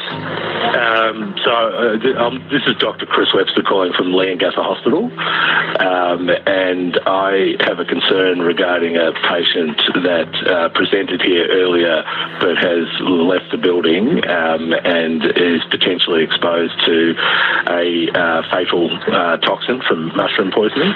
This is the first time emergency services are alerted to the lethal lunch. When did she present at hospital? At 8:05 today. Yeah. Mushroom poisoning, you said? Yeah, so there were 5 people that ate a meal on Saturday, and 2 of them are in intensive care at Dandenong Hospital. Nearly 2 hours later, Erin returns. I directly asked her whether the children had consumed any of the meal. And when she said yes, I felt that knot in the pit of my stomach. But Erin's reluctant to have them brought in. She was concerned about the possibility of the children being frightened by the experience of being taken out of school and told that, Grandma and Grandpa have been poisoned. I said fairly bluntly, well, they can be scared and alive or dead. As Erin's being treated, police find the leftover meal at the bottom of her bin and they bring it to the hospital where another doctor takes a look. How good's the combo of getting an Uber? Sorry, a bit of commercial, but yeah, she planned it, and now they plan where they're going to put her in Melbourne at the jail there. Yeah, just insane, really. Internet's behaving today. For the first time, we can take you inside the killer's kitchen, where Erin Patterson prepared the most unlikely of murder weapons. And this is the unassuming dining room where she used a fictitious cancer diagnosis to lure her victims to their deaths. These images were later discovered on Erin's tablet device. Photos of her weighing what could be the death cap mushrooms in preparation for the lunch. Was this her way of ensuring she had just the right dose of poison? Yep. Erin's distinctive red car was later captured on camera as she dumped her dehydrator at the tip, then lied to detectives about ever owning one. Erin Patterson has spent her first night as one of the most notorious female mass murderers in our history, locked up because of the testimonies of people like Dr. Webster, who came face to face with Erin here in court. There was a lot of rage in the eyes when she looked at me. There was a level of malice in her glare that you sort of felt a shiver up your spine when she looked at you. Erin, can you tell us what happened on Saturday? What happened on Saturday was devastating. It's a tragedy what's happened. After she spoke with me outside her home in 2023 and cried crocodile tears, Erin gave me her mobile number so we could stay in touch. That number belonged to a phone police never recovered, seen with her at hospital in a pink case. Police claim when they raided her home, Erin hid that phone and handed over a dummy phone instead. Really horrible, sad, tragic things have happened. Heroic things have happened. Ian Wilkinson is a hero. He turned up to court every day. I like to imagine that the whole time Ian was there, the ghost of Heather was there next to him saying, "You've got this, stay strong." And he did, and we won. And I'm happy about that. He clearly feels it, doesn't he? And we need to remember at the centre of this, 3 people lost their lives and so many others are left dealing with the ongoing emotions around it all, and it is incredibly distressing. Oh, yeah, that's all right, sweetheart. I'm here. Sometimes people I trust are make moderators. So sometimes you get people coming into chat and saying weird stuff or really bad. So you can click on the name and put him in timeout, or you can just move him from the channel. We have a really good channel, beautiful subscribers that come in when they wake up, or in Australia, we barely have any problems, really. But it's good. It's good to have moderators. Help the channel, But welcome, everyone. We're talking about Erin, and also the jail that she went to, the prison is something that, you know, she has to face now. Daily, she has to face it because 23 hours a day she's going to be locked up. But the prison looks pretty good compared to, you know, but you can see it here. To the Dame Phyllis Frost Centre here at Ravenhall, which is in Melbourne's western suburbs. We can reveal now she has been here since November 2023, when she was charged with murder and attempted murder. Every Monday morning during the court proceedings, she's been taken by prison van from here to the Morwell court. She's appeared in the court. Then every weeknight, she has stayed at the Morwell police station in a cell, and on Friday evenings, she's been brought back here to spend the weekend here.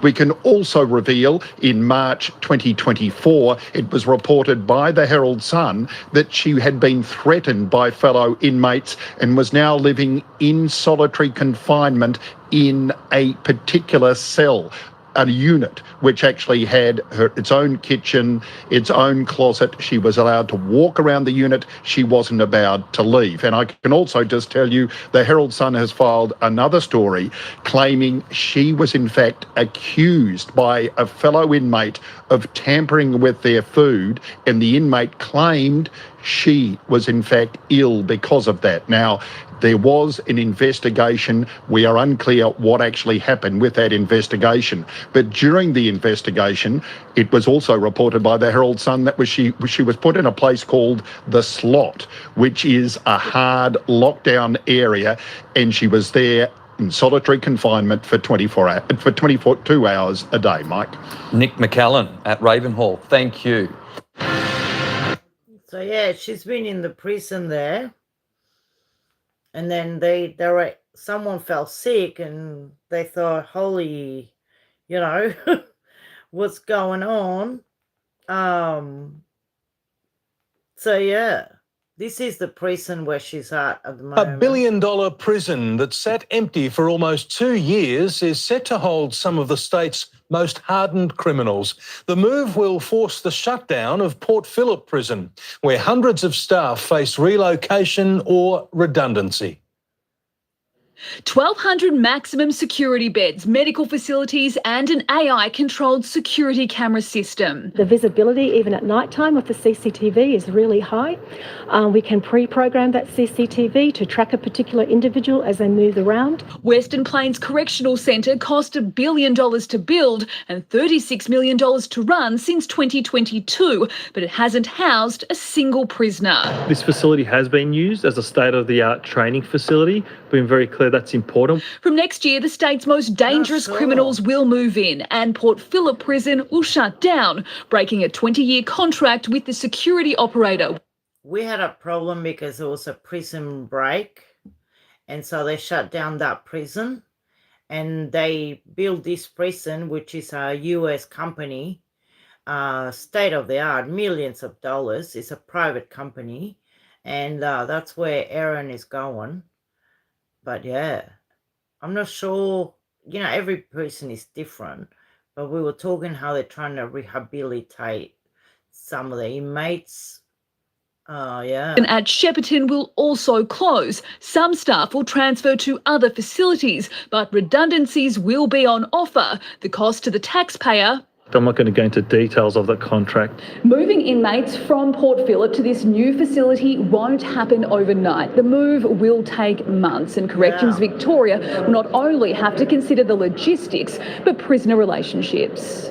A standard process is always to have a conversation with the men in custody about associations, about placement, and ultimately we make the decision based on what's the best safe placement for them and for other people in the prison system. Chanel Vella, 7 News. So there you have it. So they had prison break. And so yeah, they had to shut that down, you know. But it's if you look at it, that's a prison break. Hungry Jack's is cooking up something new. The Kansas City Whopper. Of Hungry Jack's, I think. This is our Hungry Jack's. They say the hunger makes you go there. Transfer of inmates in the state's history is just days away as Victoria's newest maximum security prison officially opens, then locks its doors. The final emergency drills and security sweeps are underway ahead of next week's arrivals. The biggest prisoner transfer in Victoria's history requires some serious preparation. A simulated siege on the rooftop at Western Plains Correctional Centre, one of more than 100 emergency drills at Victoria's newest maximum security prison. It is our goal to be the best maximum security facility in the nation. The 1,200-bed prison features new AI facial recognition and movement monitoring systems to track inmates. Safety and security is really at the heart of this facility. The prison arrivals will be slowly staggered, with around 40 inmates to be moved in next week. 900 prisoners will eventually be located at the facility. The vast majority of new inmates from Port Phillip Prison ahead of its December closure. That's on top of 20 forced to move in early after a gas leak at Barwon Prison. High-risk inmates to be transported in Sherpas like this one. It's a big change. It's the biggest since in 20 years. And we do have a very planned ramp-up, which will take us through to end November, and we'll take people on each week. 485 staff are already working at Western Plains. Others will be required as prisoner capacity. The Victorian Liberal Party has been dragged into court despite... Isn't it? Amazing prison, really. So fancy. Playing with my light. I'm not sure what the prisons are like in the US, but where Erin is going, I don't know, I don't even know if she's gonna be planting vegetables and playing in the garden. They got flower beds in the prison and veggie gardens.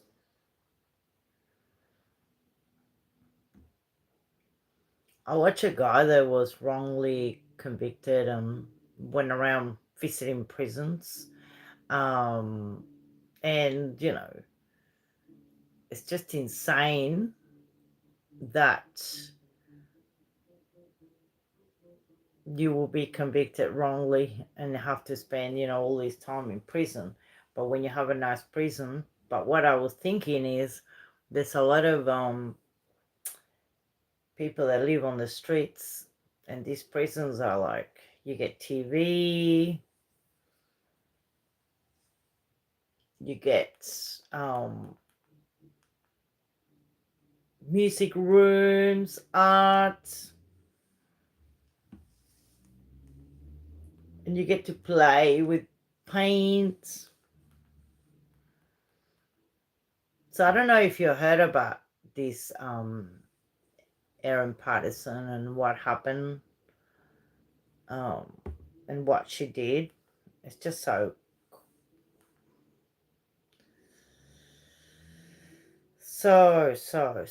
horrific. Just you feel bad for all the people that are involved, the people that are left behind,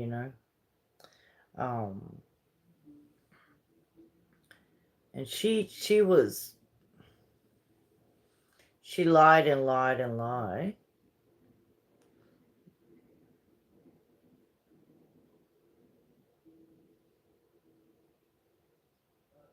She basically made a beef Wellington and invited the estranged husband, because they were separated, the parents and the auntie and uncle and everyone to dinner, and basically poisoned all of them. She got convicted, life in prison and non-parole period of 33 years. It's crazy. We got you. Infer from your pitiless behaviour that your intention to kill was ongoing. Well, this is the judge handing over the sentence. It is implausible that you would have selected death cap mushrooms without ascertaining how they would work upon your victims. But her eyes were closed. She certainly appeared to be heavily sedated. She lied and she lied and she lied. She said her children were lying. She said the health officials were lying. Doctors were lying. Don on his deathbed was lying.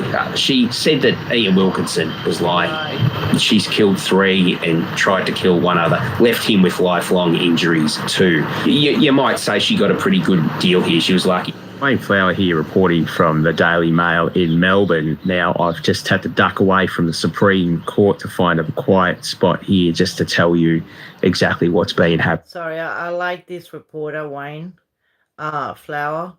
People said he looks a bit dodgy. But I like the beanie and it's bloody cold. What else do you wear? So, of course, we've come to the conclusion of the Erin Patterson trial. She's been sentenced to 33 years. With a non-parole period set then. The prosecution submitted that I should infer from your pitiless behaviour that your intention to kill was ongoing and that this constitutes an additional aggravating circumstance. I accept that submission. As the Wilkinsons' daughter, Ruth Dubois, remarked in her victim impact statement, you, quote, followed through on your lethal plan. Your lunch guests each suffered severe gastrointestinal illness on the Sunday and Monday prior to being sedated and mechanically ventilated. Their suffering was protracted. And Ian Wilkins suffers ongoing health issues. The prosecution submitted that you must have anticipated that your victims would suffer in the way they did. I am satisfied of that beyond reasonable doubt. It is implausible that you would have selected death cap mushrooms without ascertaining how they would work upon your victims. In addition to denying the use of foraged mushrooms, you engaged in an elaborate cover-up of your guilt. I find that you disposed of the 4 grey plates on which you served the poisoned beef Wellingtons. You falsely made out that you had fed your children leftover beef Wellingtons with the pastry and mushrooms scraped off. You feigned illness. You disposed of the dehydrator soon after you were released from hospital. You maintained the vague story about sourcing dried mushrooms at an Asian grocery and had the gall to tell police in your recorded police interview that you had been very, very helpful to the health department in its investigation of the incident. You disposed of your phone and provided police with a dummy phone. You lied to the police in your recorded police interview about various matters. Finally, and most importantly, your offending involved an enormous betrayal of trust. Your victims were all your relatives by marriage. More than that, they had all been good to you and your children over many years, as you acknowledged in your testimony. Not only did you cut short 3 lives and cause lasting damage to Ian Wilkinson's health, thereby devastating the extended Patterson and Wilkinson families, you inflicted untold suffering on your own children, whom you robbed of their beloved grandparents. Terrible, sorry. For the attempted murder of Ian Wilkinson, I sentence you to 25 years imprisonment. For the murder of Heather Wilkinson, I sentence you to life imprisonment. For the murder of Gail Patterson, I sentence you to life imprisonment. For the murder of Don Patterson, I sentence you to life imprisonment. All sentences are to be served concurrently. The total effective sentence is life imprisonment, and I fix a non-parole period of 33 years. Today's sentence, of course, was run live for the very first time in the Supreme Court on television. It's an extraordinary thing to do, and you wonder whether it's something that we might see again. But such was the public interest in this trial, in this person, Erin Patterson. Today, people were lined up around the corner down William Street trying to get into that court to watch Erin Patterson go down. Outside court as well, massive media pack. We had helicopters flying over the top. They'd followed her all the way to court and no doubt back to Dame Phyllis Frost. It brings to the conclusion 2 hard years of misery for her victims. Of course, Don and Gail Patterson died after eating the beef Wellingtons. Heather Wilkinson also succumbed from her injuries, awful internal injuries, after eating that beef Wellington, and Pastor Ian Wilkinson survived. So today I was up close and to Erin Patterson, within a couple of metres away from her, and it was an unusual experience watching her. Erin Patterson appeared subdued from the get-go. At the start of her sentence, she was awake, seemed to be awake, and she was paying attention, blinking furiously, as she has often done through the trial. But as the sentence went on and on, she appeared to almost fall asleep. I mean, she couldn't have been sleeping, but her eyes were closed, and she certainly appeared to be, heavily sedated, which would make sense, of course, given the traumatic experience of being sentenced. For Erin Patterson, she's likely to die in jail. Despite being able to go for parole now after 33 years, she's already spent close to 2 years behind bars. She's going to be 81 or so by the time she's even allowed to think about applying for parole. Whether she makes it that long and the awful jail conditions that she faces, we're going to have to wait and see. The only reason she received a non-parole period at all today was due to those atrocious jail conditions that she is living through. She spent the last 15 months in Dame Phyllis Frost's Gordon unit. It's a protection unit. She is there pretty much 23 hours a day by herself alone. And Justice Beale, in delivering his sentence today, it was really the only factor that he could take into account to give her that non-parole period. If it wasn't for those conditions, she for sure would have just had life without parole. Monster Jail returns to Melbourne. See 10 of the most famous drugs. Sorry. Yeah, it's just one of those, She got parole, so she can actually appeal, and she has no money. She run out of money. So she's going to have to use, the state lawyers. And, imagine no one's going to try and help her. They can, but she can't afford a good lawyer. She had practically no mitigating circumstances that she could call upon. She had pleaded not guilty. She ran a trial. She put all of the victims through having to give testimony. Quite the ordeal. These are the things that would normally give you some sort of discount on your sentence. She also couldn't display any real forms of mental illness. A lot of the times you'll hear, particularly when you're in onerous jail conditions such as Erin Patterson, that you're suffering from depression, that you're suffering from a mental illness that'll make you do harder time than anyone else. Erin Patterson refused to subject herself to anything like this, any sort of analysis by a forensic doctor who may have been able to help get her a discount on that sentence. We'd heard somewhat through the trial and in behind the scenes pre-trial that she was a high-functioning autistic. She was on the spectrum, Asperger's, but yet again, no real doctor's evidence to back those claims. So Justice Beale had not a lot to work with other than the atrocious conditions that Erin Patterson is living in and likely to live in for the foreseeable future.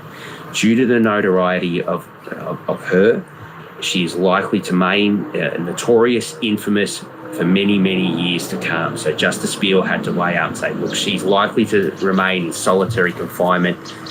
Look, it's hard to say, but a long, long time. And during the pre-sentence hearing, he suggested that some of these conditions might be seen as inhumane. Throughout the pre-sentence hearing, when Ian Wilkinson was giving his victim impact statement, we saw Erin Patterson appear to be choking back some tears, but, I was sitting within a metre and a bit from her.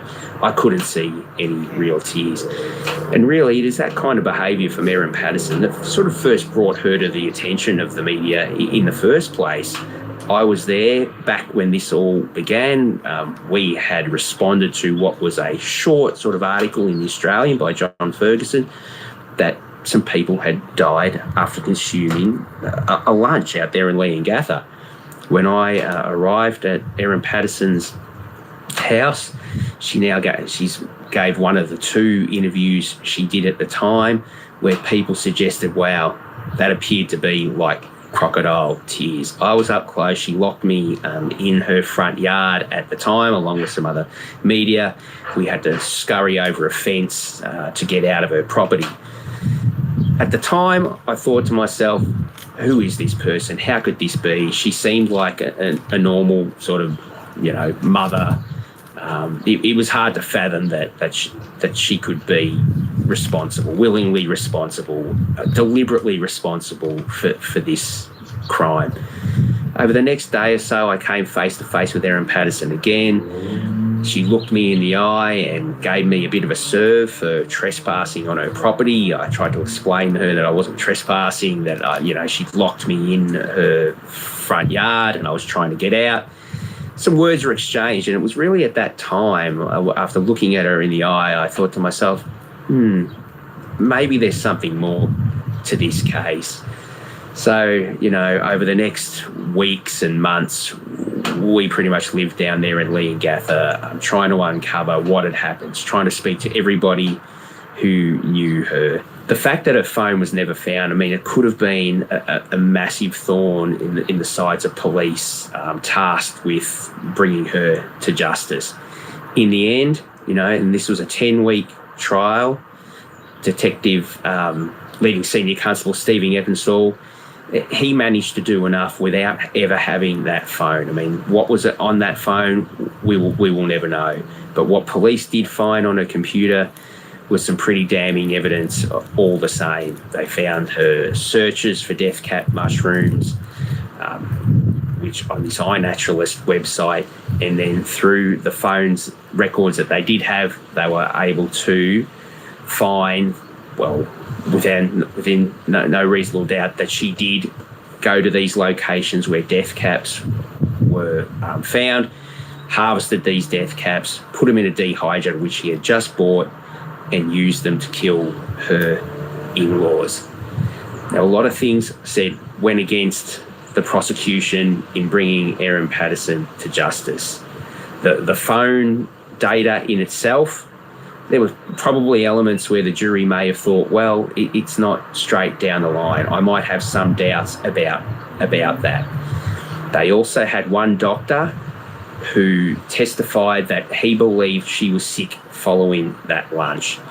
We heard from numerous doctors, nurses, health officials who all told the jury that, they didn't quite believe that Erin Patterson was sick. The information they had, the things they saw, didn't quite tell them that she was sick. They had doubts, and obviously the jury did too. And by the time it came to the end of that trial, the prosecution case, they were showed her record of interview with Detective Eppinstall, where Erin Patterson told lie after lie after lie. These were lies conceded by her own defence at the start of the trial. They admitted she had told lies. She had told lies, they said, because she panicked. She had tried to suggest that Simon Patterson had put it on her from the get-go, is that the dehydrator you used to kill my parents? Erin Patterson, Simon Patterson denied he ever said that. He said that in court. So Erin Patterson was faced then at the end of the prosecution trial with the dilemma. As it stood, Colin Mandy had done what he could do, her barrister, to the best of his ability, to try to paint some sort of reasonable doubt to the jury. By the time Detective Eppinstall had finished giving his evidence, she appeared to be in a lot of trouble, and really Mr. Mandy had no alternative but to put Erin Patterson in the witness box herself and to save her own skin. Well, we now know, fate says, that she did a terrible job. She lied and she lied and she lied. She said the children were lying.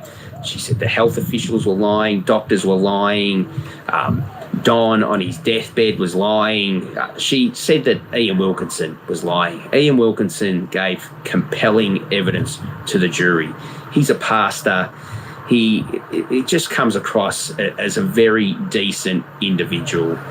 And you're welcome, she had Lee. branded him a liar. Yeah, it's incredible.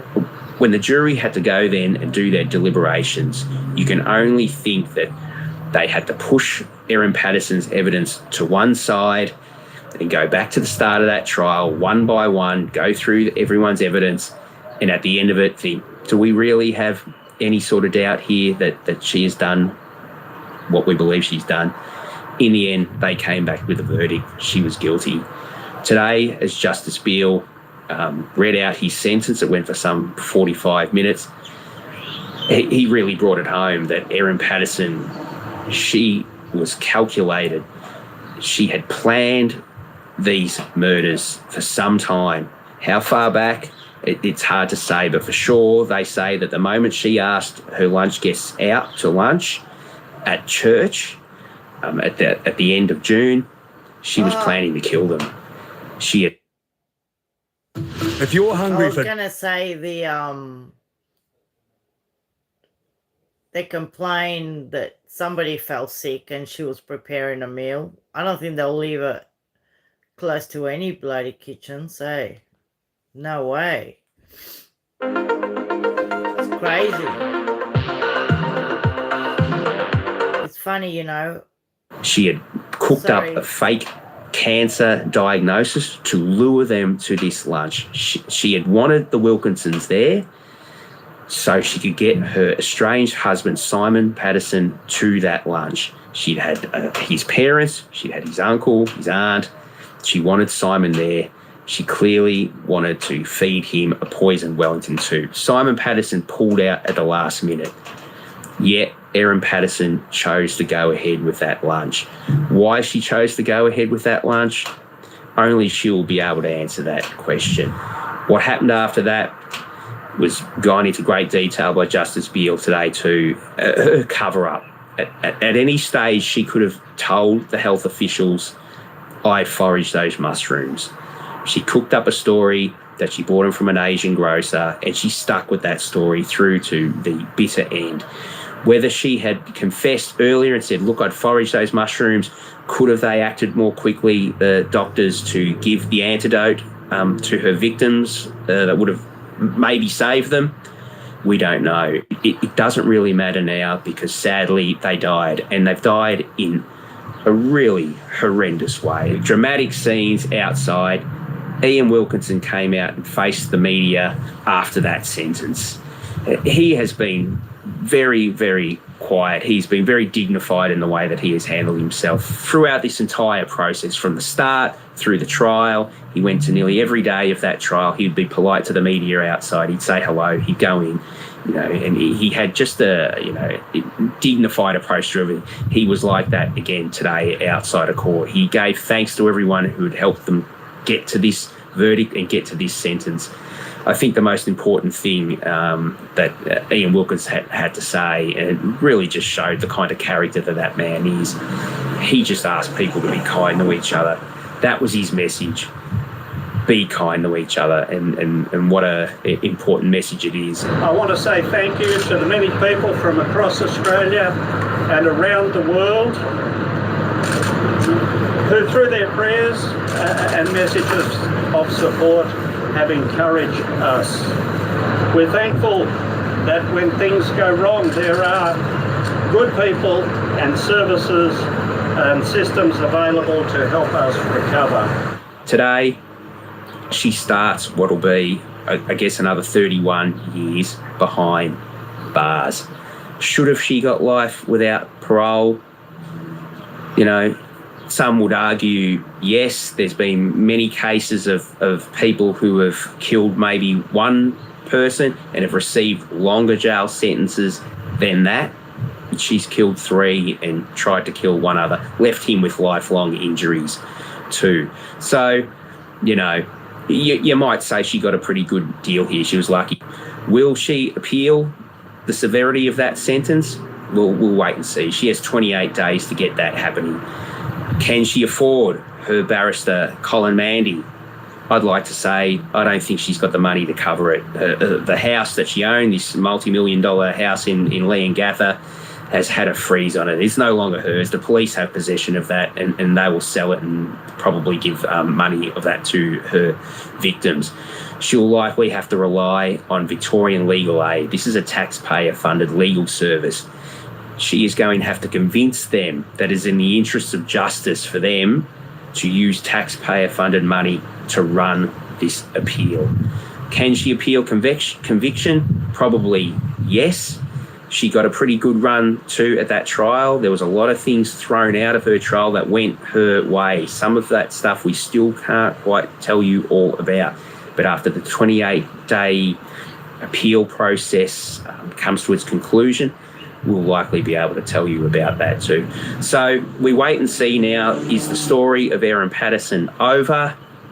It could be. I say we probably haven't seen the last of Erin Patterson. And we can only hope that Erin Patterson, you know, when she finally gets a chance at parole in her 80s, you know, has learned her lesson. Yeah, I doubt it. There you have it. Strange, isn't it? Very strange. So strange. I'm in darkness here. And plus the TV is better without light. But welcome everyone. We were talking a little bit about Erin Patterson. And it's all over. The sentence been served. I was just a bit thinking where she's going into jail, you know. The TV gives light to my face. I don't sit in an office full of makeup for YouTube. This is who I am. Recovering from femur surgery. And yeah, trying to feel better every day. It's not easy, but I don't know if you're still there, Lyd, but yeah, the guy that the judge was incredible doing the sentencing. Super incredible. He was very kind and very to the point as well, and yeah, she won't get out. The other thing is, if she appeals this, I don't think it'll be accepted because the state of Victoria is struggling at the moment. We have a gunman on the run.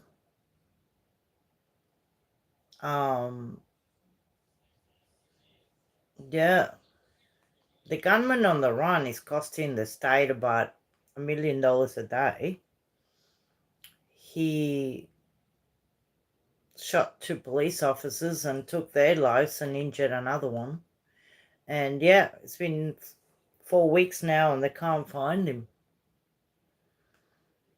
Desi Freeman. Between this one and the other one, the state of Victoria, they're about,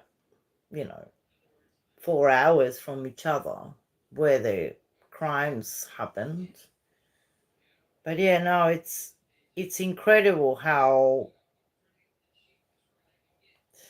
she's going to be now isolated because she's,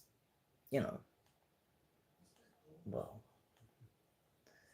they think that there are books and movies made about this. And then there's a lot of discussions about her sentence as well.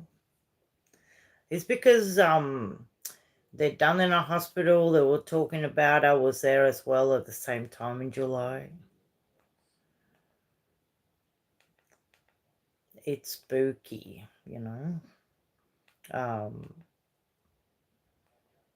The sentencing was not bad, I mean, she won't get out.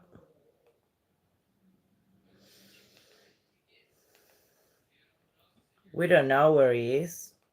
They keep looking for him, But yeah, this mushroom preparation that she did with the beef Wellington was something that you think, why would she even do that to his parents? She didn't really like him much. They separated, and they were very religious, and she was a bit of an atheist. She didn't want her children to be brought up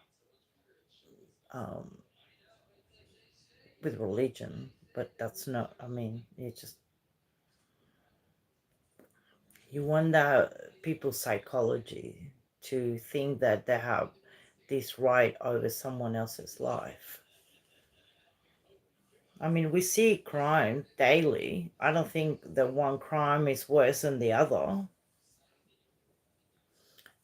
I think all people are, important.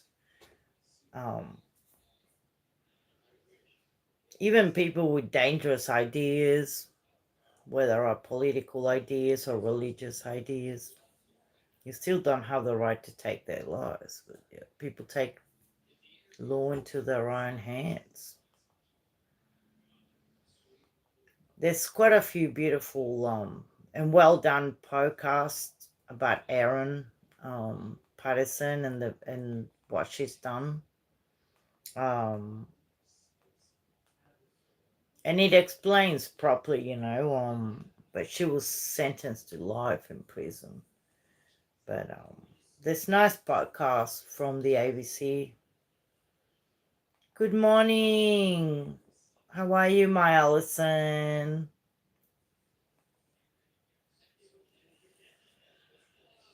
I'm wearing my poncho. Well, you can't see it because the lamp is not helping. I was in so much pain after my walk this morning. This is interesting how the light doesn't work. Doesn't matter. Oh, I had a horrible pain, but I took my medication and had a nap. And then I was trying to have a look where Erin is going to jail, and I couldn't believe the facilities. They're saying that she's going to be in solitary confinement. It's a shame you can't see it. But I ended up putting a button on top, and then I kind of did it like that and put another button here. Blue. It's a cobalt blue. And it came out all right because every live that we were doing, I was knitting. And I wanted to watch these podcasts that I haven't, and I thought I'll share it with you. Yeah, the pain was terrible, actually. It was so bad. I'm charging my phone. That's why the phone is crooked. I need a coffee as well. Special Dylan. episode of Conversations to Share. Kathleen Folbig telling her own story. For 2 decades, Kathleen was locked up in prison, wrongly convicted of the deaths of her 4 children, until friendship and science set her free. I'm in prison accused of murdering my children. I didn't physically do it, but carried something that did. Hear my interview with Kathleen Folbig right now on the ABC Listen app. ABC Listen. Podcasts, radio, news, music and more. This is my to-go. I'm going to call my son. He can make me a cuppa. Dill. My beautiful Dylan. I don't know if you can hear me, but it's been helping me while I'm sick. And my daughter too, she's great, but she's not here. She's with a boyfriend. I told everyone you're making me a coffee. Oh, lucky. You can say hello here to my friends. Oh my God. Say hello. I guess I have to.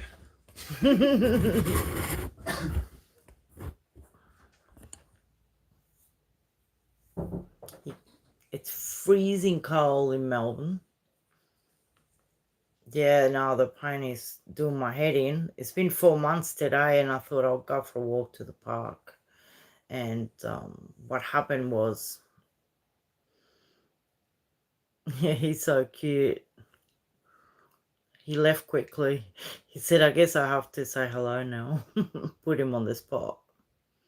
But no, it's good. If I can't move, he'll make me a coffee or a sandwich or something. Normally, you know, he's in a different room, and if he's out and about, I can just text. Even if he's somewhere in the backyard or something, I'll text, hey, I want a coffee. It's good. How you guys going? It's good to have you here. Lee didn't know. She was asking me how to be a moderator, but I said, if one's not here, sometimes the other one is. And if someone comes into the chat and be rude, you guys can remove them. I'm on my phone, so I can't access or text, you know. Hey, Journey. Good morning, sweetheart. Journey to get there. You changed your name from Journey to Justice. About to put the podcast about the mushroom murder. My son's making me a cuppa. Oh, it's funny.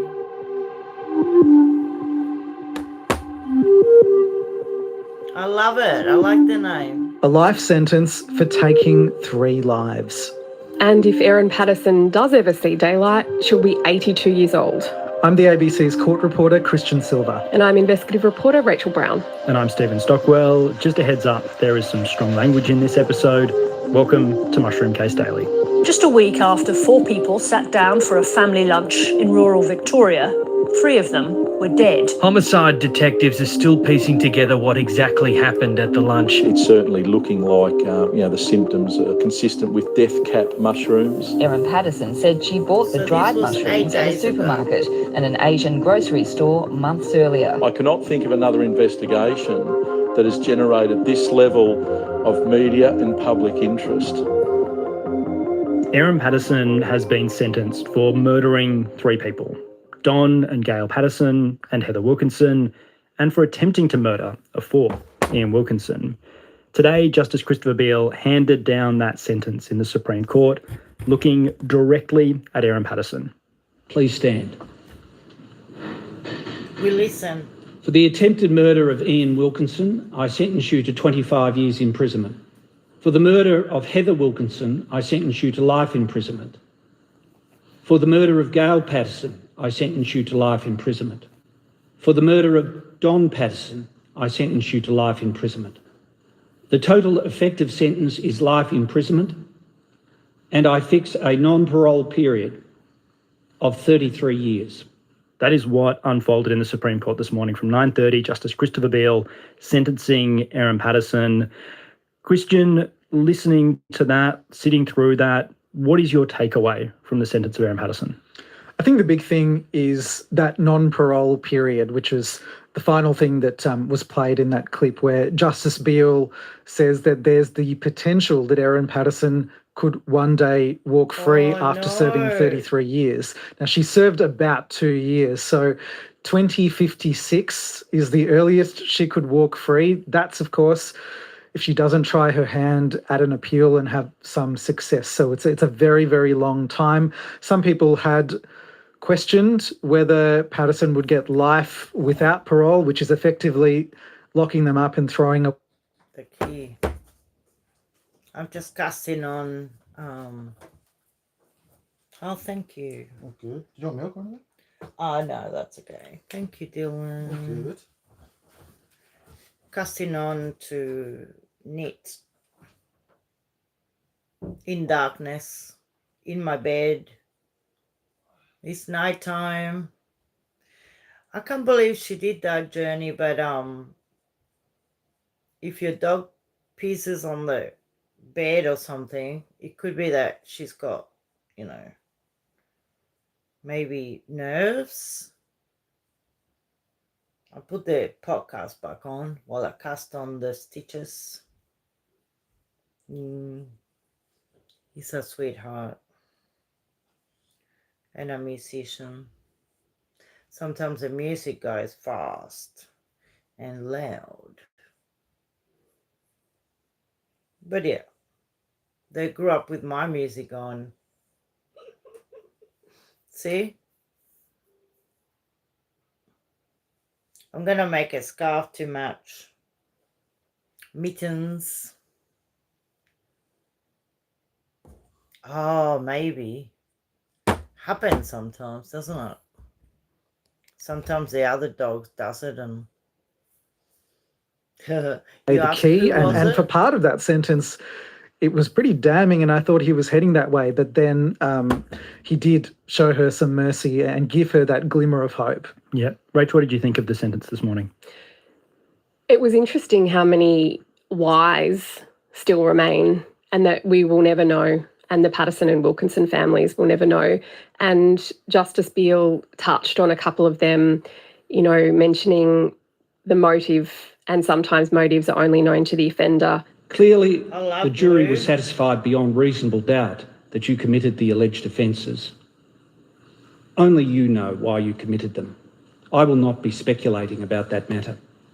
And then he also wondered, and I've wondered this a lot myself, whether doctors had have administered silibinin, which is the antidote to death cap mushroom poisoning earlier, whether that would have changed anything. You showed no pity for your victims.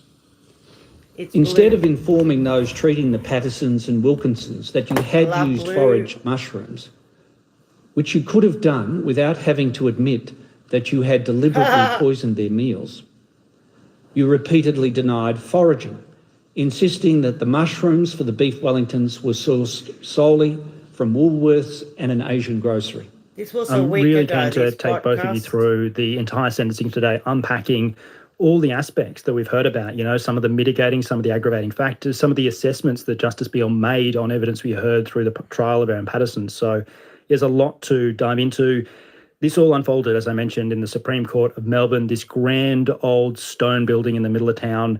There was a line of people out the front. Rach, you and I were in that line, getting in the building this morning as doors opened at 8:30, made our way through the building, sitting down in that court.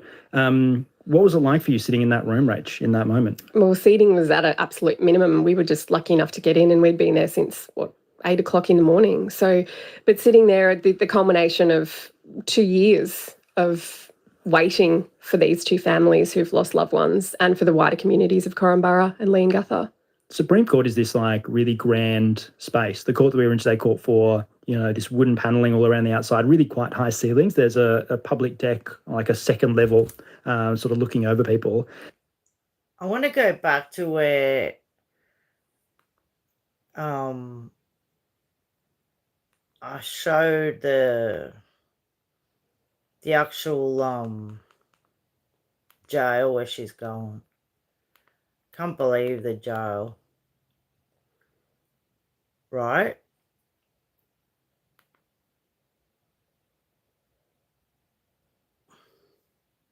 And the doctor that helped expose her was, I don't know if you've seen this, Journey.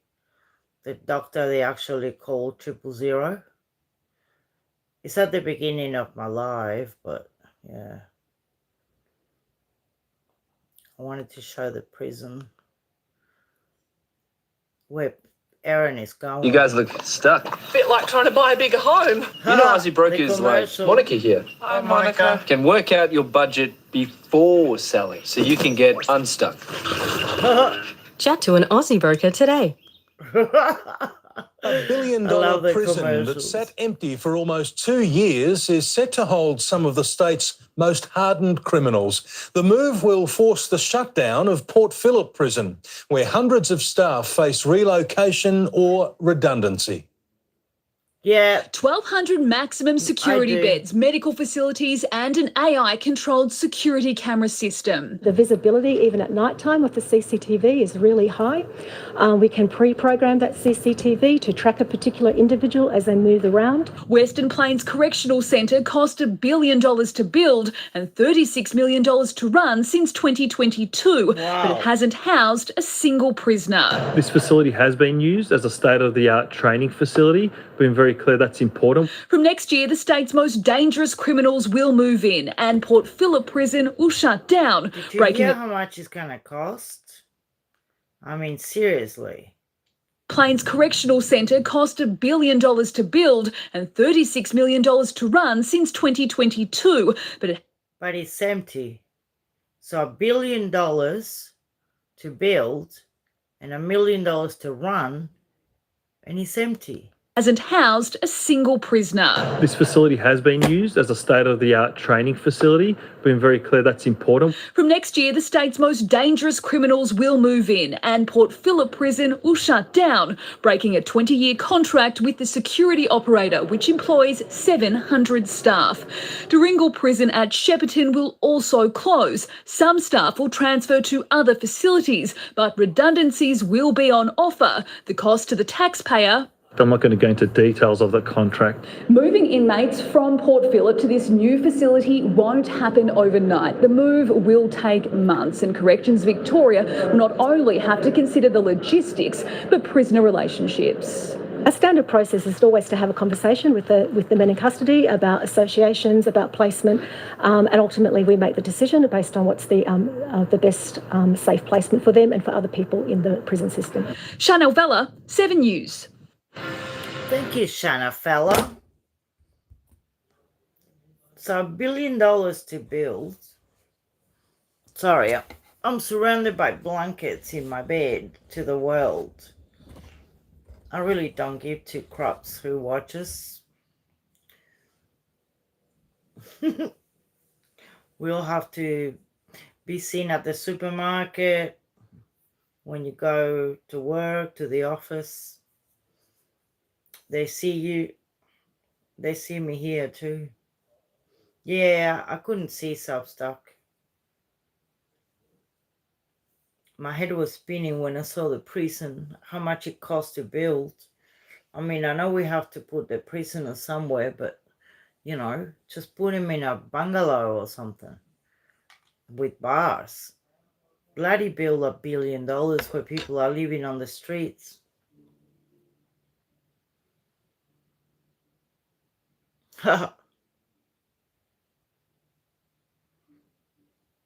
Oh, Lil, yeah. I mean, when Eric doesn't cover one, I think Webby does. I go to Substack sometimes, but oh,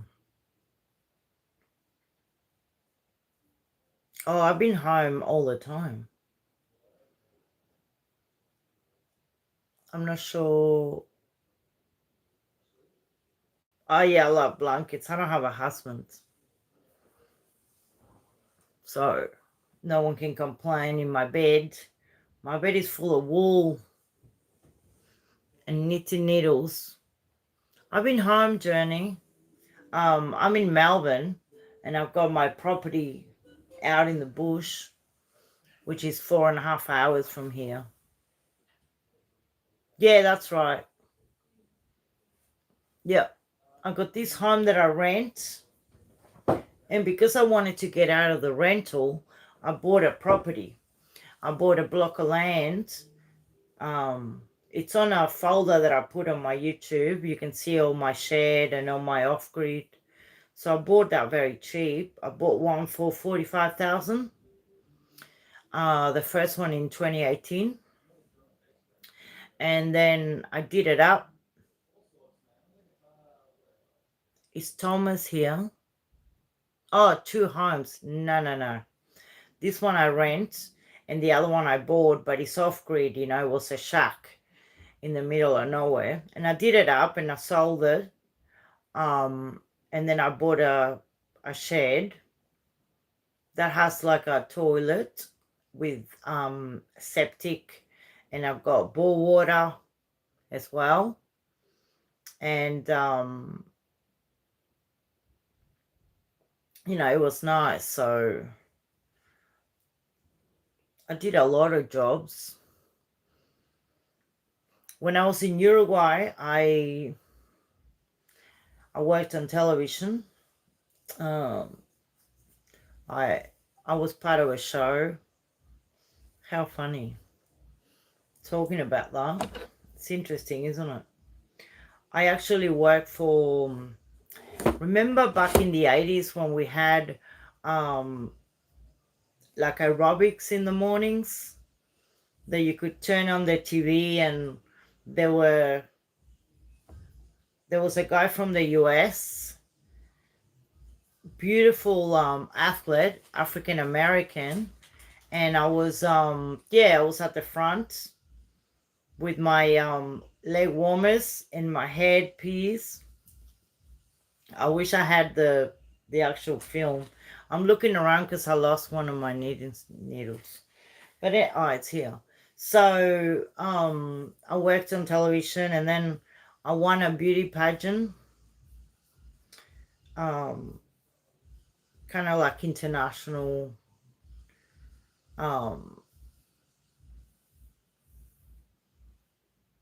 It was I did it because it was a bet. And that's, you know, I did it. I entered the beauty pageant because back in the day, and I don't know, in South America, they're pretty macho man orientated, and they used to say that all the girls sleep around to win, you know, pageants. And I said, okay, well, I bet you I can win it without doing any of that.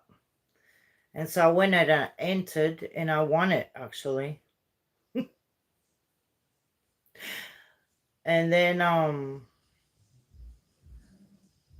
it was pretty interesting.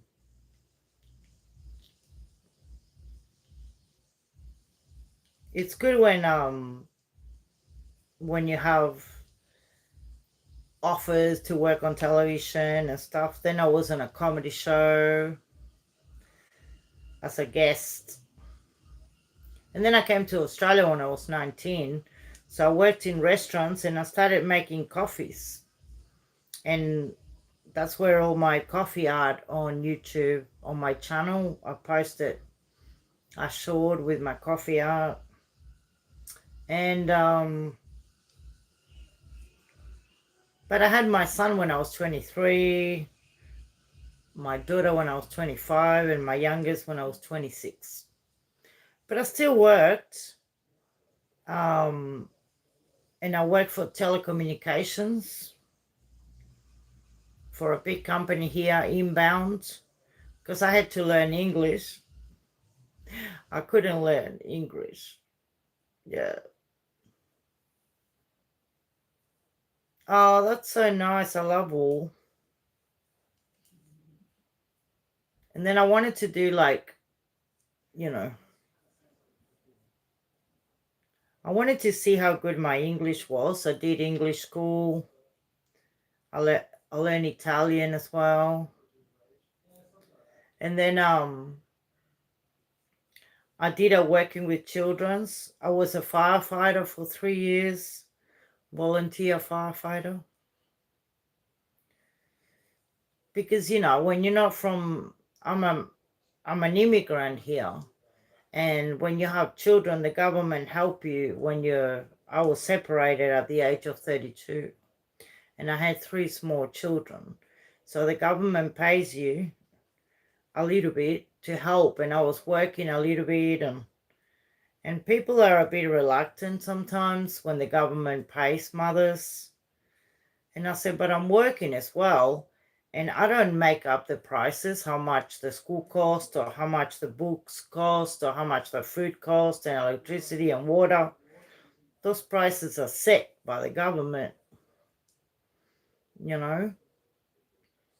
And I felt a bit guilty being in Australia, being from another country, because they make you feel like you don't belong.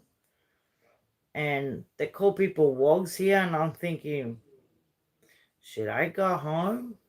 my husband was born here and he wanted to be here, you know. But no, it was all right. And that's why I went and joined the fire brigade, and I became a volunteer firefighter to help the state.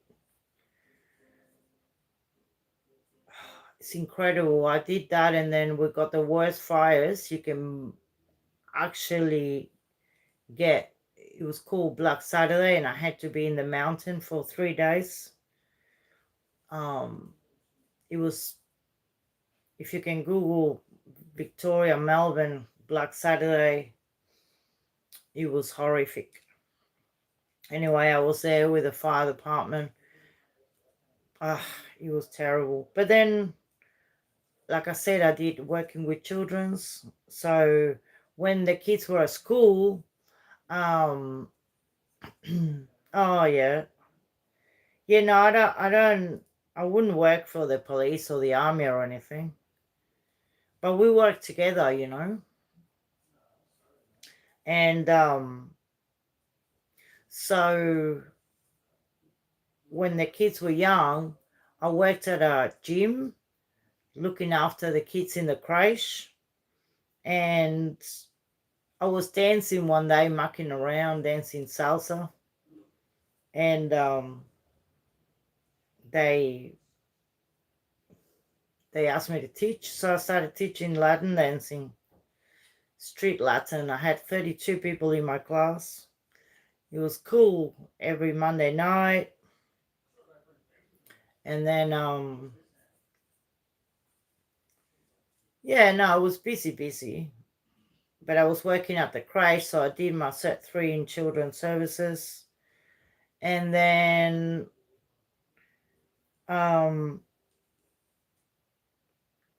yeah, I worked with children for a long time. And when the kids grew up, I could get better jobs and more hours. And the good thing is, you know, I could be home and cook and look after the kids and the homework. Teenagers. But yeah, no, we work together, all together. The police, the fire department, ambulance, Victoria. But yeah, no, it's a shocking being a firefighter. But I was young, you know. When you're young, you are more able. Yeah, I was busy, Leo. Very busy. And then I started doing a Cert 4 in disability services. So I worked 5 years helping families with Alzheimer's and dementia. I work with a lot of Italian families and Spanish families. Because I could speak the language, you know, I could help people in Spanish and Italian, especially organize all the families. It's one of the worst illnesses, Alzheimer's. So yeah, I think that my back, my neck and my lower back took its toll working, helping people out of chairs and moving them in bed. Many years of, I think when you are alone with children and you got to be mowing and cleaning and cooking and very busy. Yeah. And then when I bought my property, when I was a bit sick, I got insurance from my superannuation, which is your retirement plan. When I was working, I was paying insurance. And, oh, that's so sad. Lil. Yeah, Alzheimer's is shocking. And I helped a lot of people, you know. And then you become friends in a way. Very good friends with the family. It's a very rewarding job. I work for Alzheimer's Australia. Had a lot of job offers, but my lower back was killing me. My other back, my neck, to the point that I had doctors coming home to give me injections of cortisone because I couldn't move. and I had to learn, and so that's the sad part, because, when you work with Alzheimer's, it's such a rewarding job. I'm going to put my lamp here so you guys see me. That I think it was so nice when I was with them and trying to help them. And when I got injured, I couldn't believe it. And my doctor said, no, you can't work anymore, Grace, because the more you do, the more damage you do to your back. And there's no way you can repair it, because the discs, it's just genetics. So I thought, okay, I spend that money, because, it wasn't much. It was probably $70,000. But I bought a property for 45, sold it for 85, and bought this one that I've got now for 65,000. I did the new kitchen and the floors, but you know what the good part is? Creating. So you got a place that is yours. I never had anything that was mine. And I thought, how nice to be off grid, help the earth a little, but at the same time, learn new things. You can learn. I put the new flooring and kitchen, and you learn to plant. You can have your own garden. But in 2023, I had pain in my leg, and okay, yeah. I was reading that the progression, is not fast. Depends on the age with Alzheimer's. Sometimes I've had some of my clients, one was 45 when she got it. So I was pretty sad. She was a teacher as well. And the husband was looking after her. It was like The Notebook. It was so beautiful to see, the husband looking after her. But yeah. And today I decided to show you guys a little bit of where Erin Patterson was going. And Lee didn't know the story of the mushroom meal that she cooked to eliminate everyone in the family. But you always think you're gonna live a full life.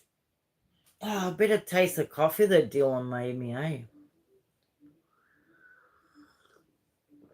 I love these cups. He holds a heat. With Alzheimer's, sometimes you get front lobe, and it's pretty brutal.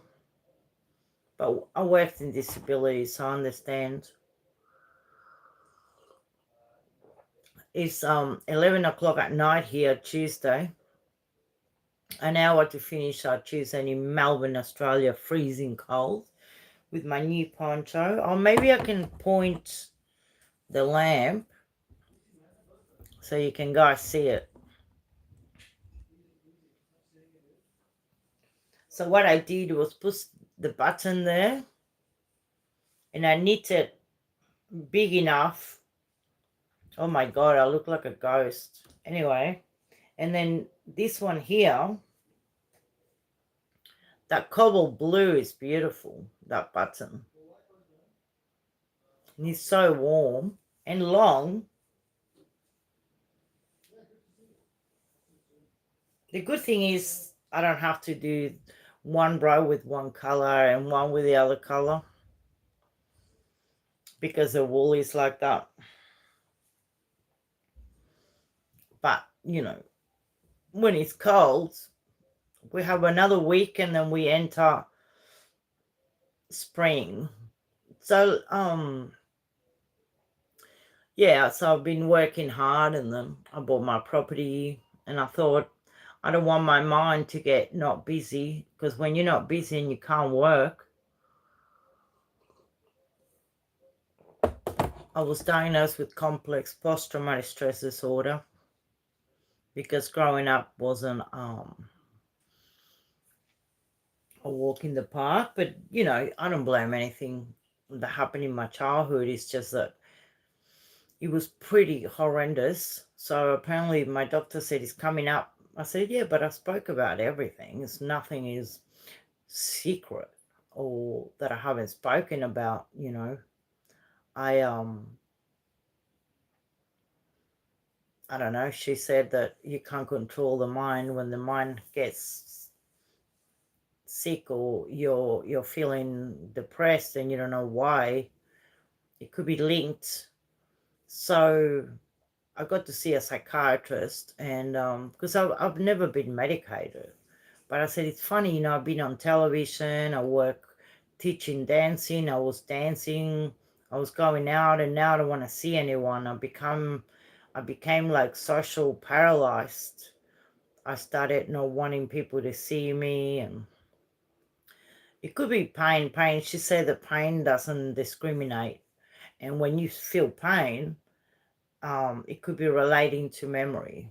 So I'm not a doctor, but she said memory when you're young. See, I like winter, and I enjoy, it's dark here. That's why they changed the time. But winter is so dark.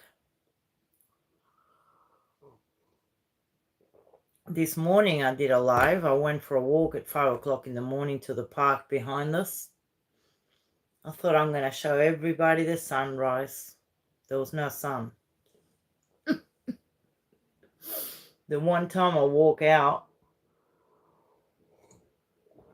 But this is why it's interesting, you know, like we follow true crime, or I try and watch my garden and my flowers and, you know, do knitting and wear it. I knit for other people. I can knit for a present. Some people paint. I like to read and write as well. I write a lot of little short stories, but winter can be depressing. I like winter, but I think they call me the little Russian, and I jump in a cold water sometimes, go for a swim. I don't know if Jenny went to wash all the blankets.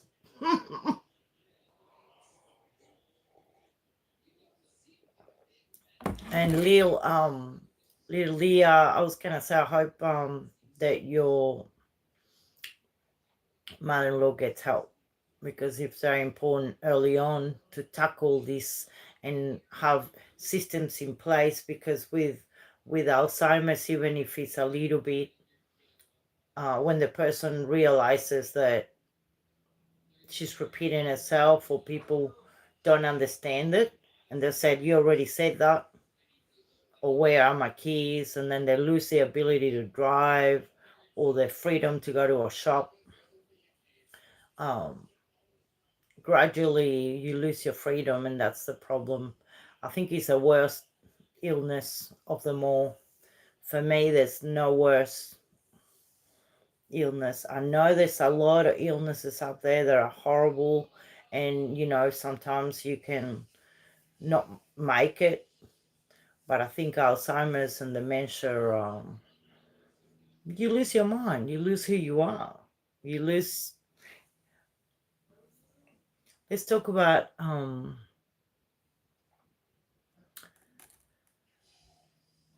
okay, that's very sad. So sad. That's why I got talking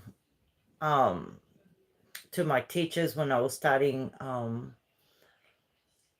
So I had a month to go, and my back went. I was in school sitting in a chair, and my whole back paralyzed. And the teacher actually took all the chairs out because they weren't ergonomic. But yeah, you know, sometimes you feel like in life you do something and then life has other ideas. So when I bought my property, I was saying in 2023, my legs started hurting, and I was in Melbourne actually, because I come and go.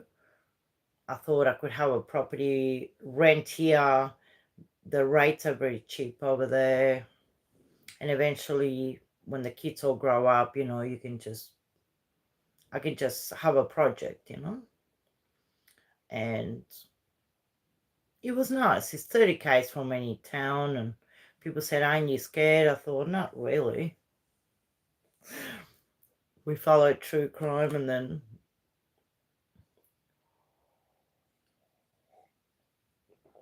there's a horrible story in Snowy Town here that happened that is so bad.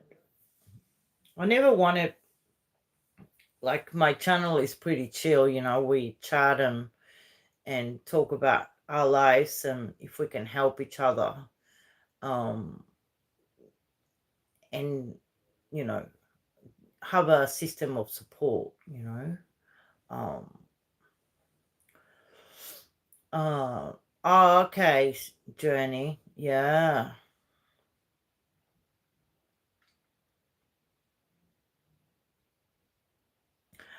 It can happen. No, he's still on the run, Alison. No news. I like all seasons. I like winter, all seasons, but Melbourne can have 4 seasons in one day. You wake up cold, then it's hot, then it's raining, then it's, you know. Yeah, people are already making fun. The story changed. They don't believe what the police are saying because the police is all hush-hush. Conspiracy theories, you know. I wish I could have, like, you know, a magic wand and fix everything and make everyone get along.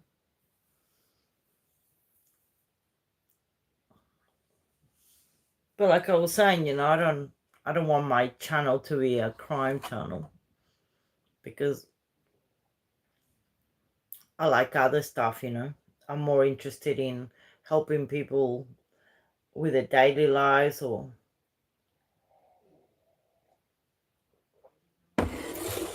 enjoy a little bit. Knitting, dancing, you know.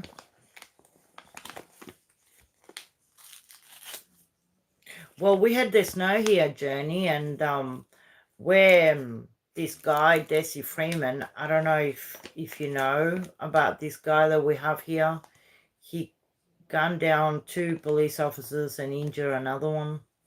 They lost their lives, and he's been running for 4 weeks. We had the harshest lockdowns in the world in Melbourne. So people rebel against the lockdowns.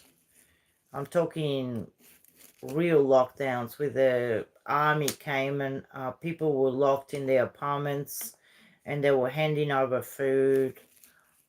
I was in the bush because I can't handle. There's no guns here. No one has guns in Australia. I mean, farmers have it if the rabbits come in or too many kangaroos. You need a license to shoot kangaroos. But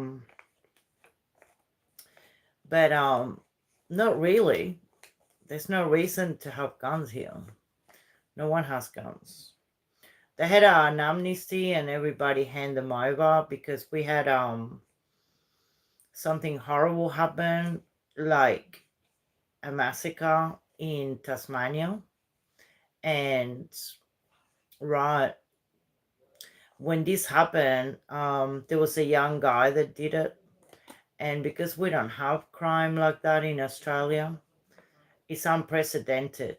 And so, yeah, Australia had a gun amnesty and they took all the guns away. And people hand them over. But a lot of people have them. They're just illegal. If you're a sports person, you can have it, but you gotta, you know, have your guns locked. with under lock and key. My neighbours in the bush in the other property that I had, they had a lot. Right.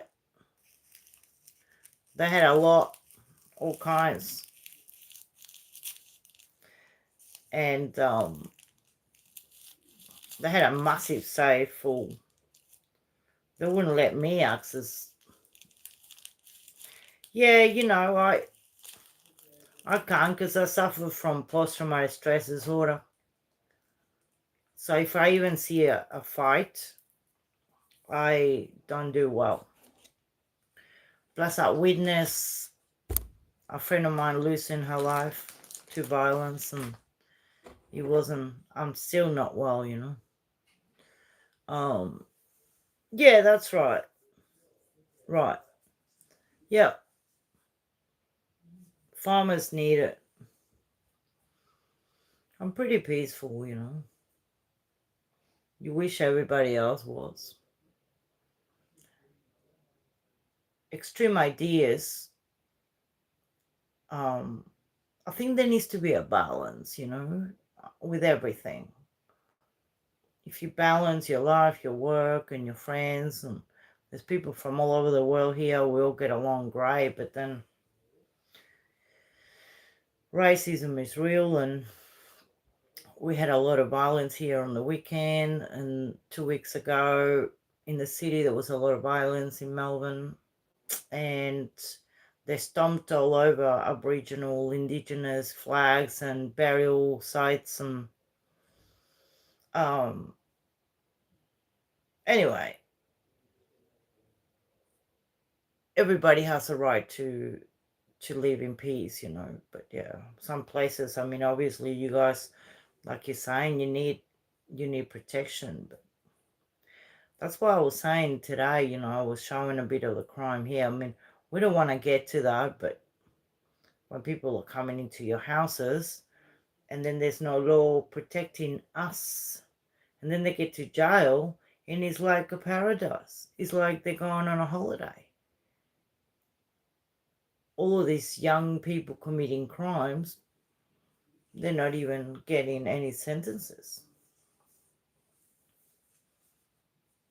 It's insane.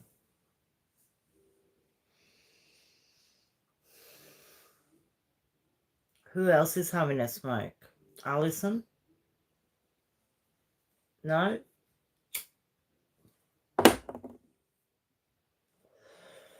Bit of tobacco?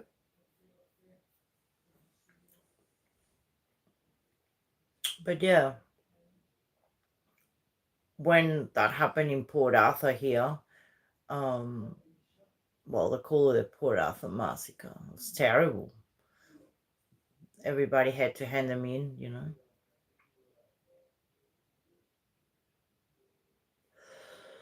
Smoking coffee and knitting. But I have my window open and I'm freezing cold. And then I burn incense and then I wash everything, and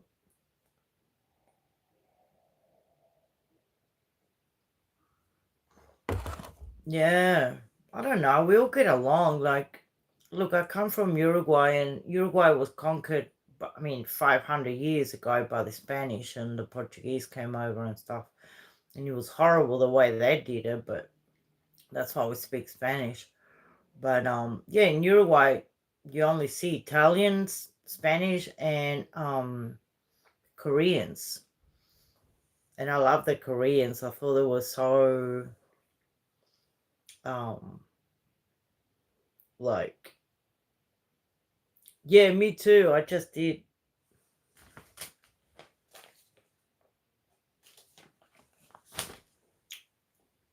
I thought I was going to marry a Korean. I had posters and stuff from Koreans.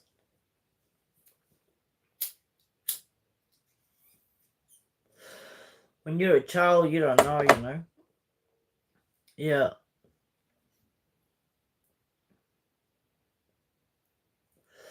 Oh, Lil. All right.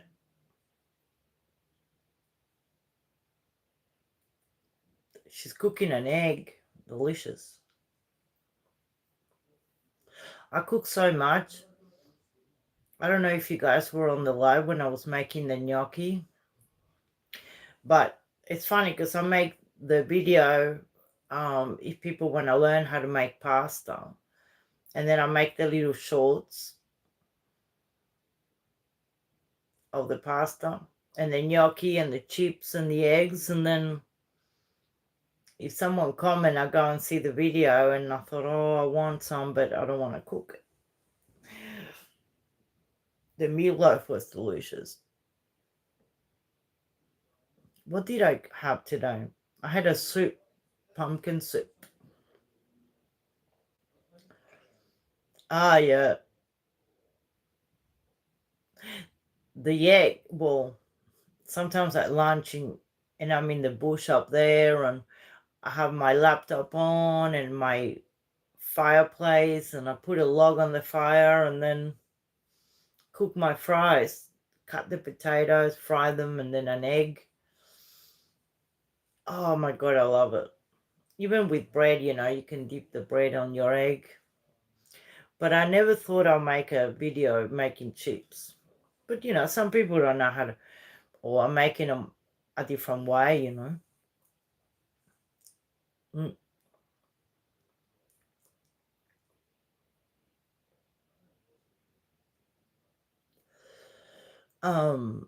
Okay, yeah. Yeah, no, cigarettes are too expensive. Tobacco's expensive too. It's crazy expensive in Australia. Packet of smokes is like $80. And a packet of tobacco, I think 50 grams, is $140. So there's cheap tobacco shops and people go and get them there, you know. Because I'm not moving much, I try not to smoke a lot. But imagine paying $100 for a packet of smokes, right? Like if you earn $500 a week and you smoke 2 packets a day or 2 packets a week, and this, I'm talking 30 smokes. Gotta move my leg. So what's going on with Substack? Oh my God, I want a carton of that. I love it. What's going on with Substack? It's not working. I couldn't watch the replay of Eric's lives. I don't know if you heard anything from, if he's getting his channel back from YouTube.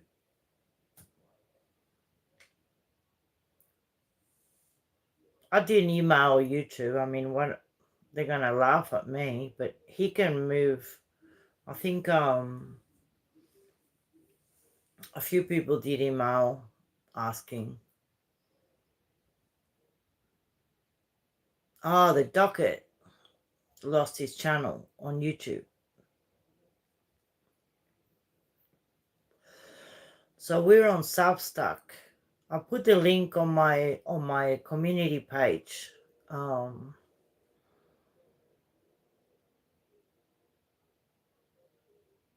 know. YouTube guidelines, you know.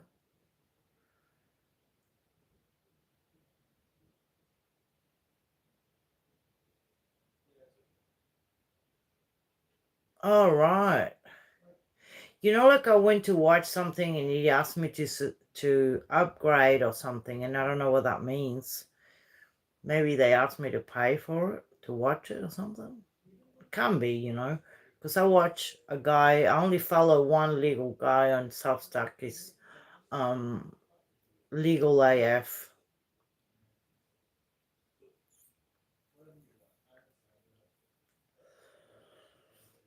Eric didn't do anything.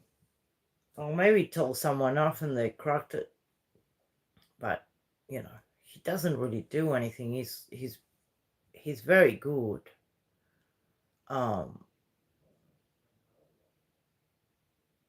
Yeah. Oh, okay. Yeah, it could be trolls. Yeah. I got someone disliking all my shorts and videos. They just put dislike on everything. I don't know who it is. They just go and put dislike. I mean, I could wear makeup and dress up, and have an office with plants and whatever bullshit they have on YouTube. But I'm pretty real, I'm recovering from surgery, and I've been on YouTube since 2009, and I've been on social media for 25 years, and I worked on television. I'm not scared of the camera, and I don't care what people think.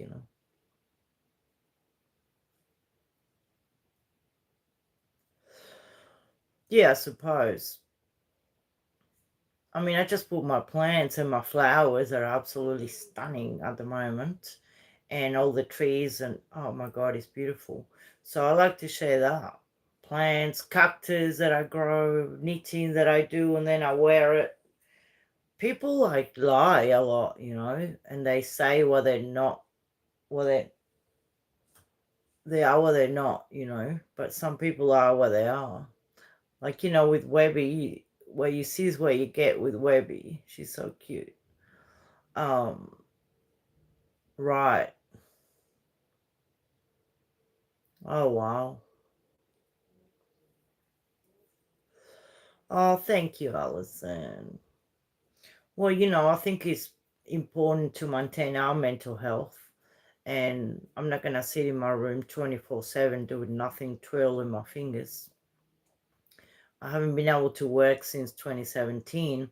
And then I got worse because my back was so bad that I walk around with a hip pack here and a hip pack in my back. And I walk around and then I have one good day and you see me dancing, All right. We only get one shot at life, I think, and you got to be good to others, If you can't be good, don't be the opposite, Don't be an asshole.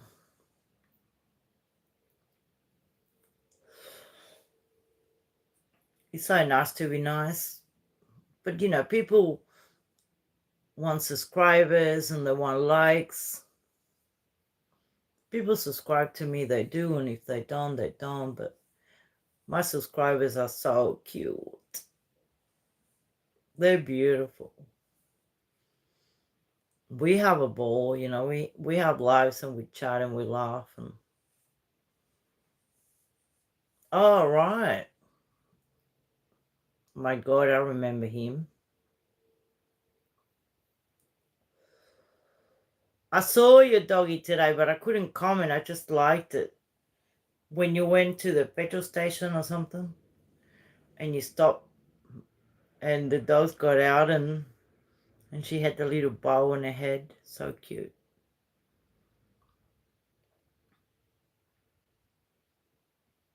Yeah. I mean, I see big channels always putting the like and subscribe and all that because, that's an income for them. And there's very good channels when you go. And I'm a moderator for a channel that has 1.3 million subscribers, and I'm the only moderator. And it's in Spanish. And Paul, he does videos. He does 20-minute videos, and he's incredible. Paul Lando, he's from Paraguay, but he lives in the US at the moment. And he covers cases from all over the world. So I went on the live because I've been a member for 2 years. And yeah, then I found out I was a moderator. I said, thank you for the trust. But when you're moderating in Spanish and everybody's talking, it's a fantastic crowd. I never heard one bad word in that chat. And it's about 2,000 people on the chat because he never does lives. He only does videos.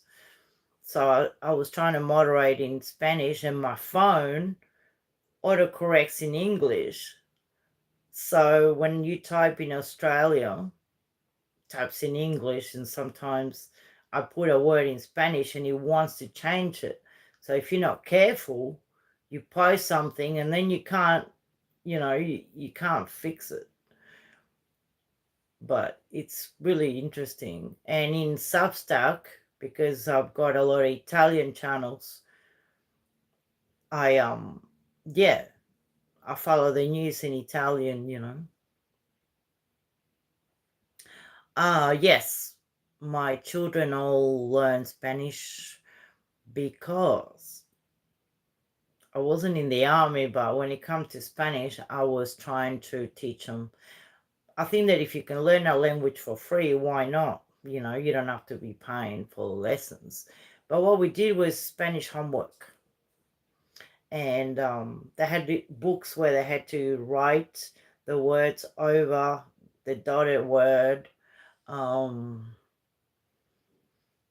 Spanish, English, they're all Latin languages, and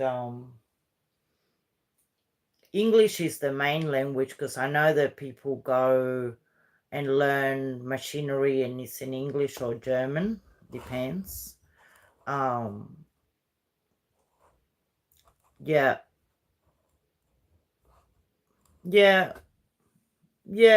Alison, I did that.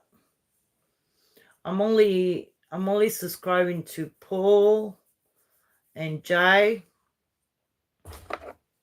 Jay. But it's because it's just like $1.50 or something. Some channels are like $6 Australian, and I don't have the money anymore. I used to help a lot of channels, always, give memberships and try and help the channel, achieve a level. And now I can't even help myself, People said, oh, you should put PayPal. I said, what are people going to pay me for? To see me neat. And plus, when big channels are putting trials, they're just taking it from somewhere else. But we go there for the commentary or the chat, and some channels are pretty good. But, yeah.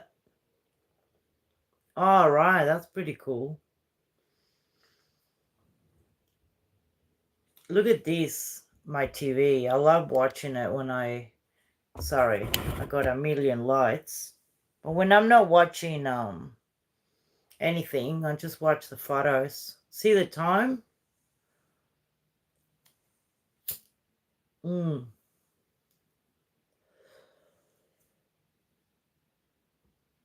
All right. Lil, it's good sometimes to subscribe, and don't have to become a member.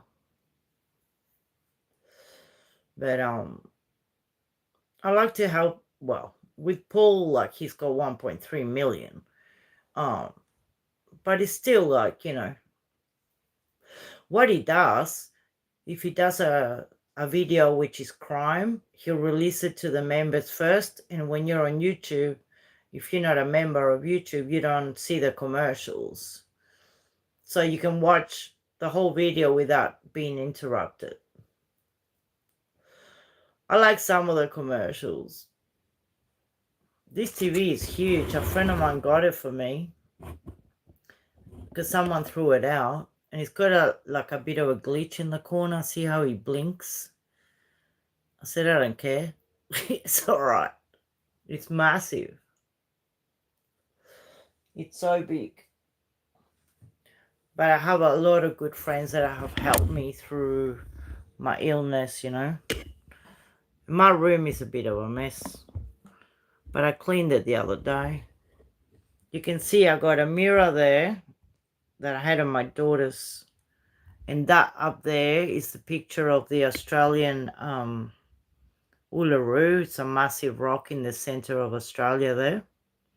And that's a TV. It's pretty big. And the collection of walking sticks. I love my where I put some of my clothes there. My blankie's cute. I got extra blankets in case I get cold at night, you know. It gets so cold in Victoria. But it's good to speak different languages. I speak Italian, Spanish, Portuguese, and English. But the Portuguese, I'm starting to forget. I can understand what they're saying, but I can't. I can speak a little bit, but I can't write it, you know. But welcome everyone to my channel. I'm sitting here sipping coffee with my braids. I always braid my hair. I was thinking of cutting it, but I don't want to cut it. And my new clothes. It's so warm, I didn't want to take it out, the poncho. It's so nice and warm. Sometimes the chat freezes for some reason. But I love the photos from Google, and it tells you the name, who took the photo, but it doesn't tell you where it is. So if Eric is live, you guys want to go, and I might go to bed soon, because when Eric goes live, it's my time to go to sleep. Look, it's almost midnight. Get ready for bed, get into my PJs. I've been here like 3 hours or 3.5 hours. But yeah, I wanted to touch on the Erin Patterson jail. $1 billion to build a jail, and then $1 million to run it. I mean, that is incredible money. Yeah, he's on Substack. You know Substack? I mean, I had Substack for a couple of years. I just go there and read poetry and books.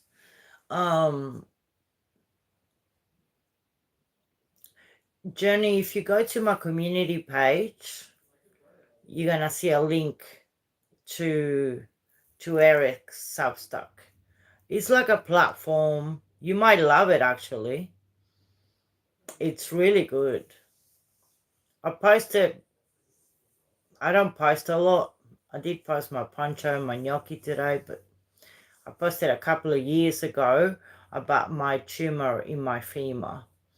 And because it was so rare and no one knew about this tumor, not even the doctors, I found someone on Twitter that helped me. Peter, he's amazing. And he's from Manchester in England. And if it wasn't for my English beauty, amazing mate, I wouldn't have known so much about the tumor inside my femur. He lost his leg, unfortunately, because when they took the tumor out, he was fine. They did the same operation as me, and then he kept having pain. So they took the screws and the plates, they replaced it with a big rod, and then that didn't work either. And when they took the bone, they realized he had cancer, and he wanted his leg taken out. He was sick and tired of it. And I can understand, because my journey's been 2 years, and I mean, I'm trying to believe that I'm going to be better, you know, give it a few more months, relax. And this is why I'm here sometimes with you guys. And, you know, oh, yeah. You can do live streaming, Journey, and you can do a lot of reading. You can follow people that can follow you back. Yeah. If you follow Eric, is on X as well.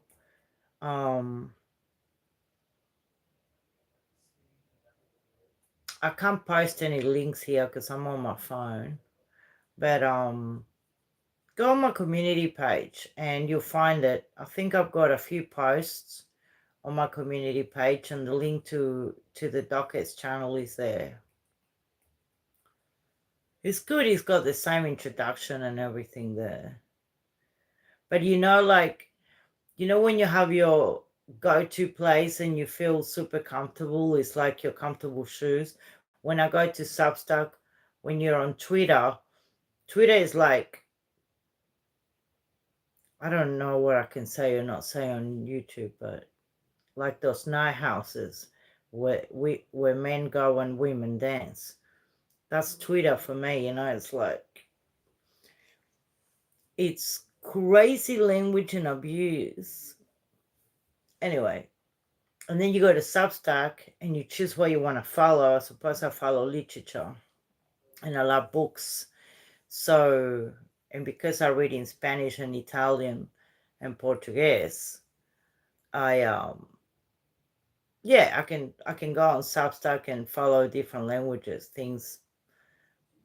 I mean, I do the same. YouTube, to me, I love YouTube because I think I was very young when I found music on YouTube that I couldn't listen on the radio here. There was music from like Spanish music, Portuguese music, Brazilian music, Italian music, Arabic music. That I love Arabic music. There's an Egyptian singer that I like. And then, YouTube has everything. Movies, documentaries.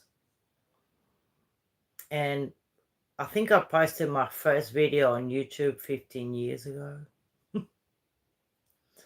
The kids and I went to the city on New Year's, and there were a bunch of African dancers, and they were amazing and beautiful.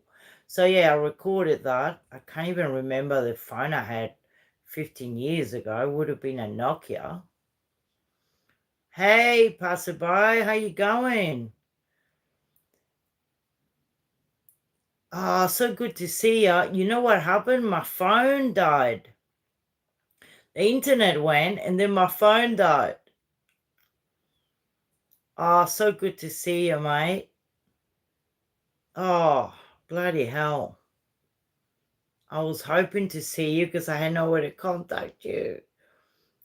And then I watched the live because I was talking on a live this morning, and passerby, we were talking because passerby is in Australia, and he's in up north Queensland, and we were talking about Finch Hutton Gorge, and the live ended me saying, I got a bottle, and that's it.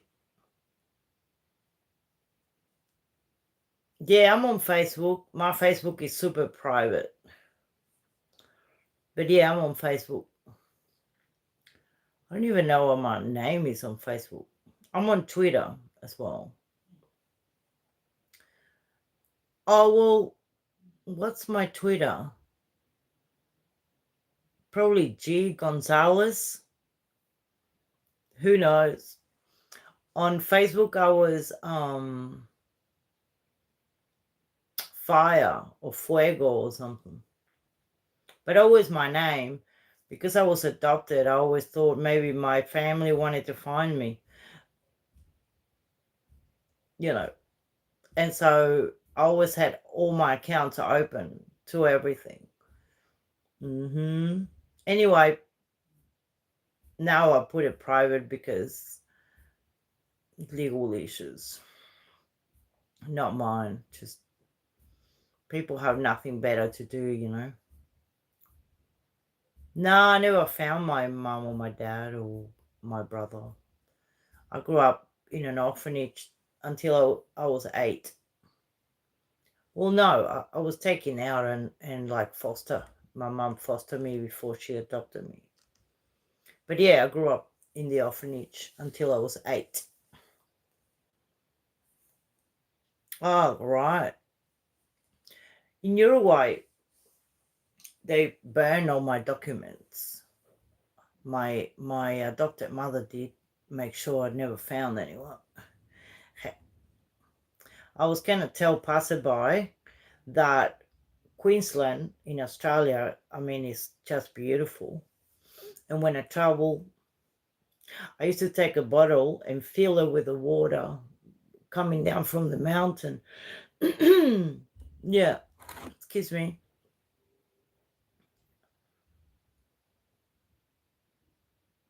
Not bad. I had to take pain medication and go to sleep in the afternoon.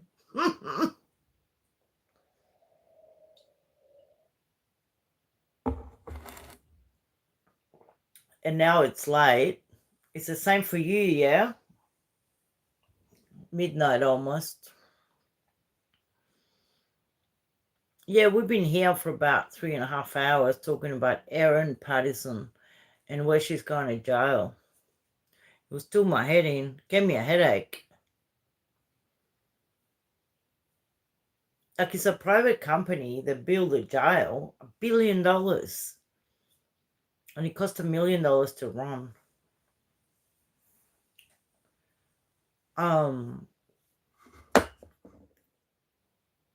Okay.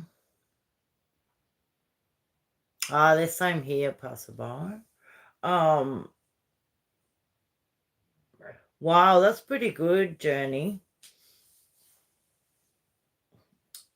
Well, a bit of history. Uruguay had military dictatorship since 1973.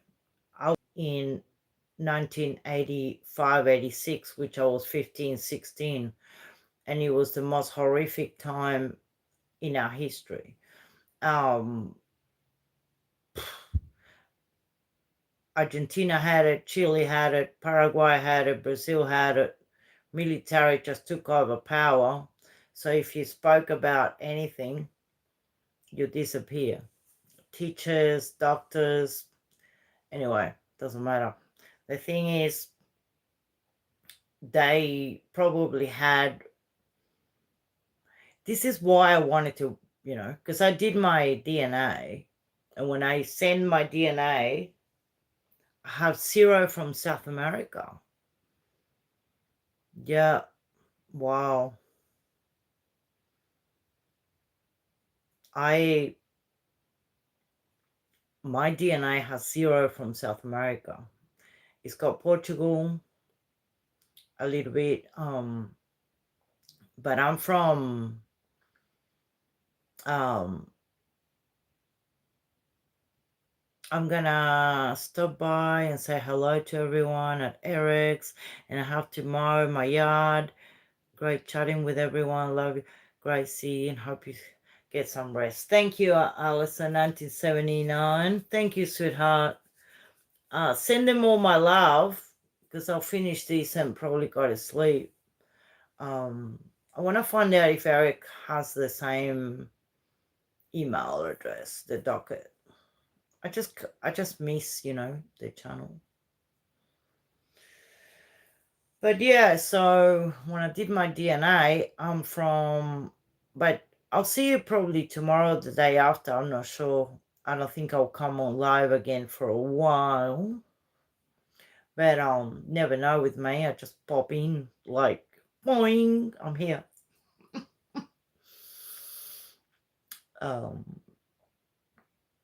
Have a great day, Alison. Thank you for being here, sweetheart. Yeah, we'll rest. So, yeah, I'm from the Baltics. Lithuania, Estonia. And, yeah, I'm from, I had Russian, Baltic, Viking, zero from anywhere. Just, I mean, we all have a bit of Spanish and a little bit of Morse. I mean, who knows, But yeah, I thought I was Gorbachev's granddaughter. I could have been, and they shipped me to the Americas. Some Russian spy had a baby out of wedlock and shipped them to the Americas. funny.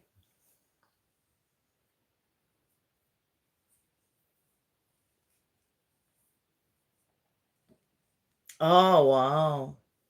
Welsh. Yeah, I don't even have that. I've got a little bit of Irish. I think 3% Irish. And I have, yeah, it's interesting, my DNA. I was going to check later. So I haven't checked it for a year. And they do updates. So they found, when you do your DNA, they send you emails, and they found first cousin, no, second cousin. And they're all in Miami.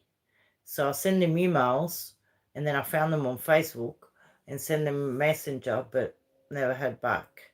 Second cousin is very close. I don't know if passerby is still here. He probably fell asleep. With names, we don't know if he's female or male, right? Or you can't ask that anymore. Oh.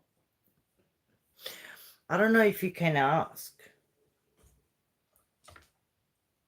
If you can ask if you're male or female, you know. I ask anyway.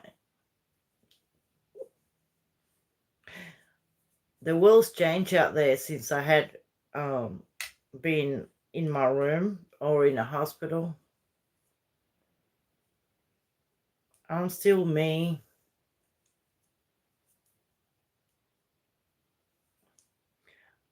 I've got a lot of trans friends and family and stuff, which is fine with me. I go by whatever they want me to go with, but it's just a... Oh, yeah, no, passerby. I was saying that I said she, referring to you, and then I thought, oh, is it a she or a he, you know?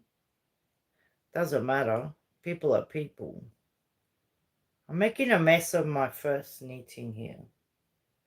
But yeah, it's interesting. Yeah, I thought you were a bloke. Anyway, you said you know Walkerston, right? And 78 model. I'm a 70 model. What's his name? Mark. Do you know people in Walkerston? I mean, you know, people up there in the middle of nowhere. I like my 1970 model. I'm not good cars from those years.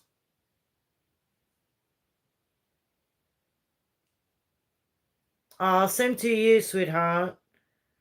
It was good seeing you, Leo. Say hello to everyone. I'm stuck to my knitting here. And my head was spinning with a mushroom case. Gosh. You know what I mean now. How terrible it was, Lil. Ugh. All right, sweetheart. Have a great day.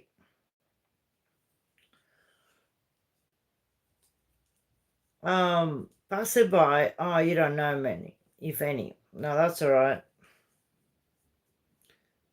I forgot their surnames anyway. Oh, my internet just left. I know people that used to run the pest control business in Mackay. But anyway, I better go before the clock strikes midnight. Gracie G.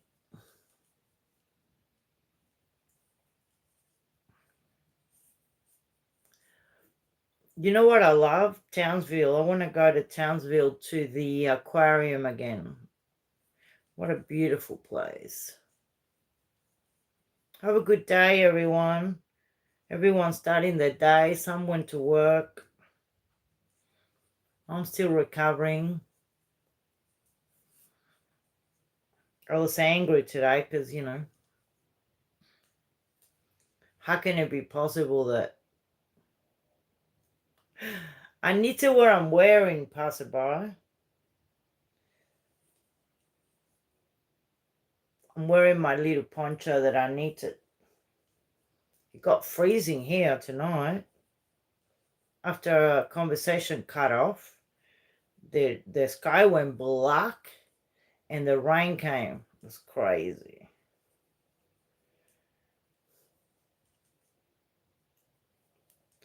There's already a message held for review, huh? Ugh. And my phone was dying, so it was good that I,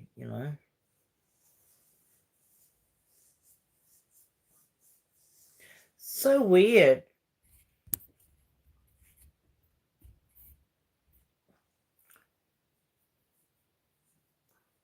There must be a robot, because you said that your daughter does crochet. I don't know why they deleted that or they have it up for review. Like, that's a bad thing to say. Maybe they confuse crochet with, when you read it.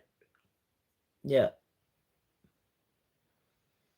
You know why? Because the word crochet, the way you wrote it, it sounds like something else. I'll show you what it looks like.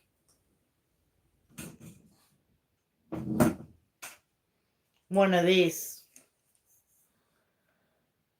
Yes.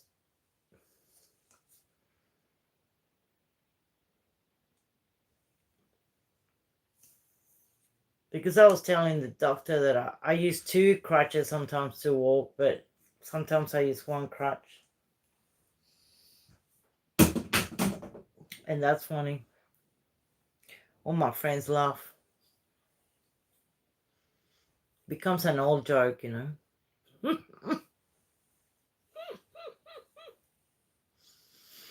But no, it was good to walk this morning. It's going to be nice on the weekend, I think. We're getting 20 degrees, so much needed relaxation. I was watching my TV and enjoying the photos, that they show. 11, look at that. This bloody light, I can't turn it off. There, see the temperature? 11. Wow.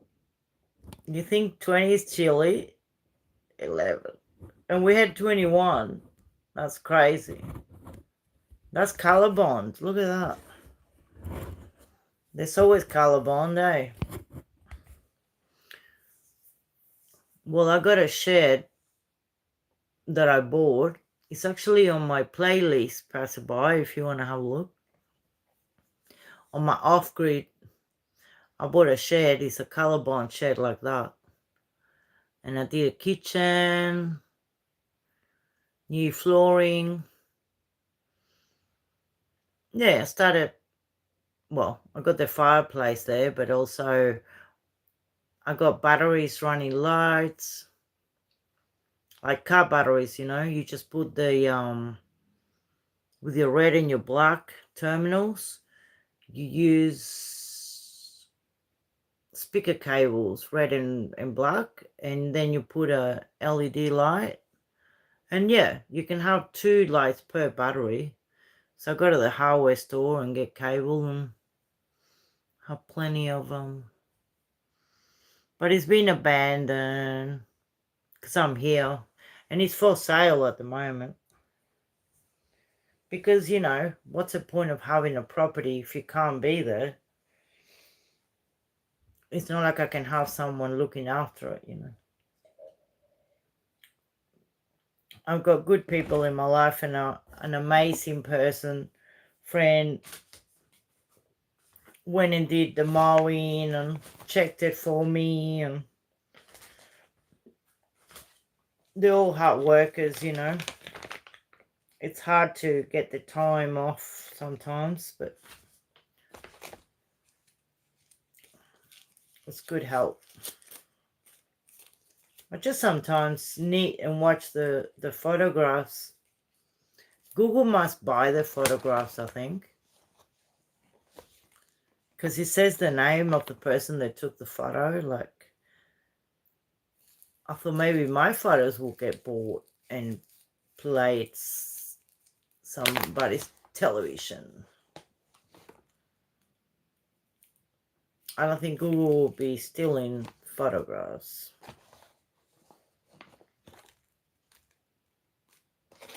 How was your day, passerby? Was it good? Journey has to wash all the clothes in the bed because the dog was a bit naughty. Look, it just changed to midnight. No way I'm turning the camera over now. Imagine a midnight face.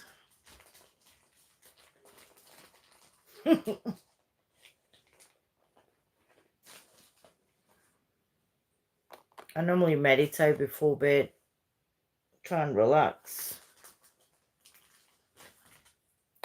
I was watching a Netflix show, but sometimes you get sick of watching stuff.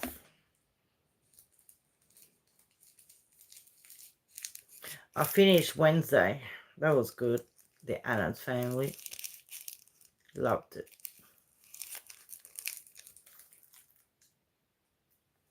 Well, so good to see everyone today. Have a nice chat. It's good to have a conversation. I was looking for updates on Desi Freeman as well, see if they found him, you know. No news. He's still running.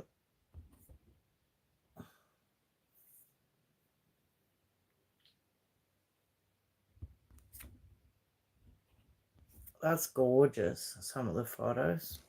All right, well, I'm going to end this live properly. The phone has charge. It's time to put pajamas on and relax. And stop wearing the poncho. I need it for going out.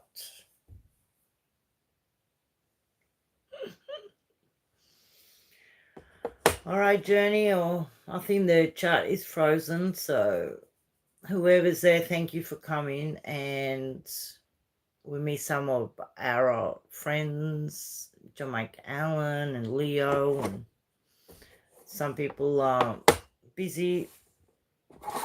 I haven't seen them for a while. But yeah, thanks for hanging around, and it's been real bloody nice. I'll see you.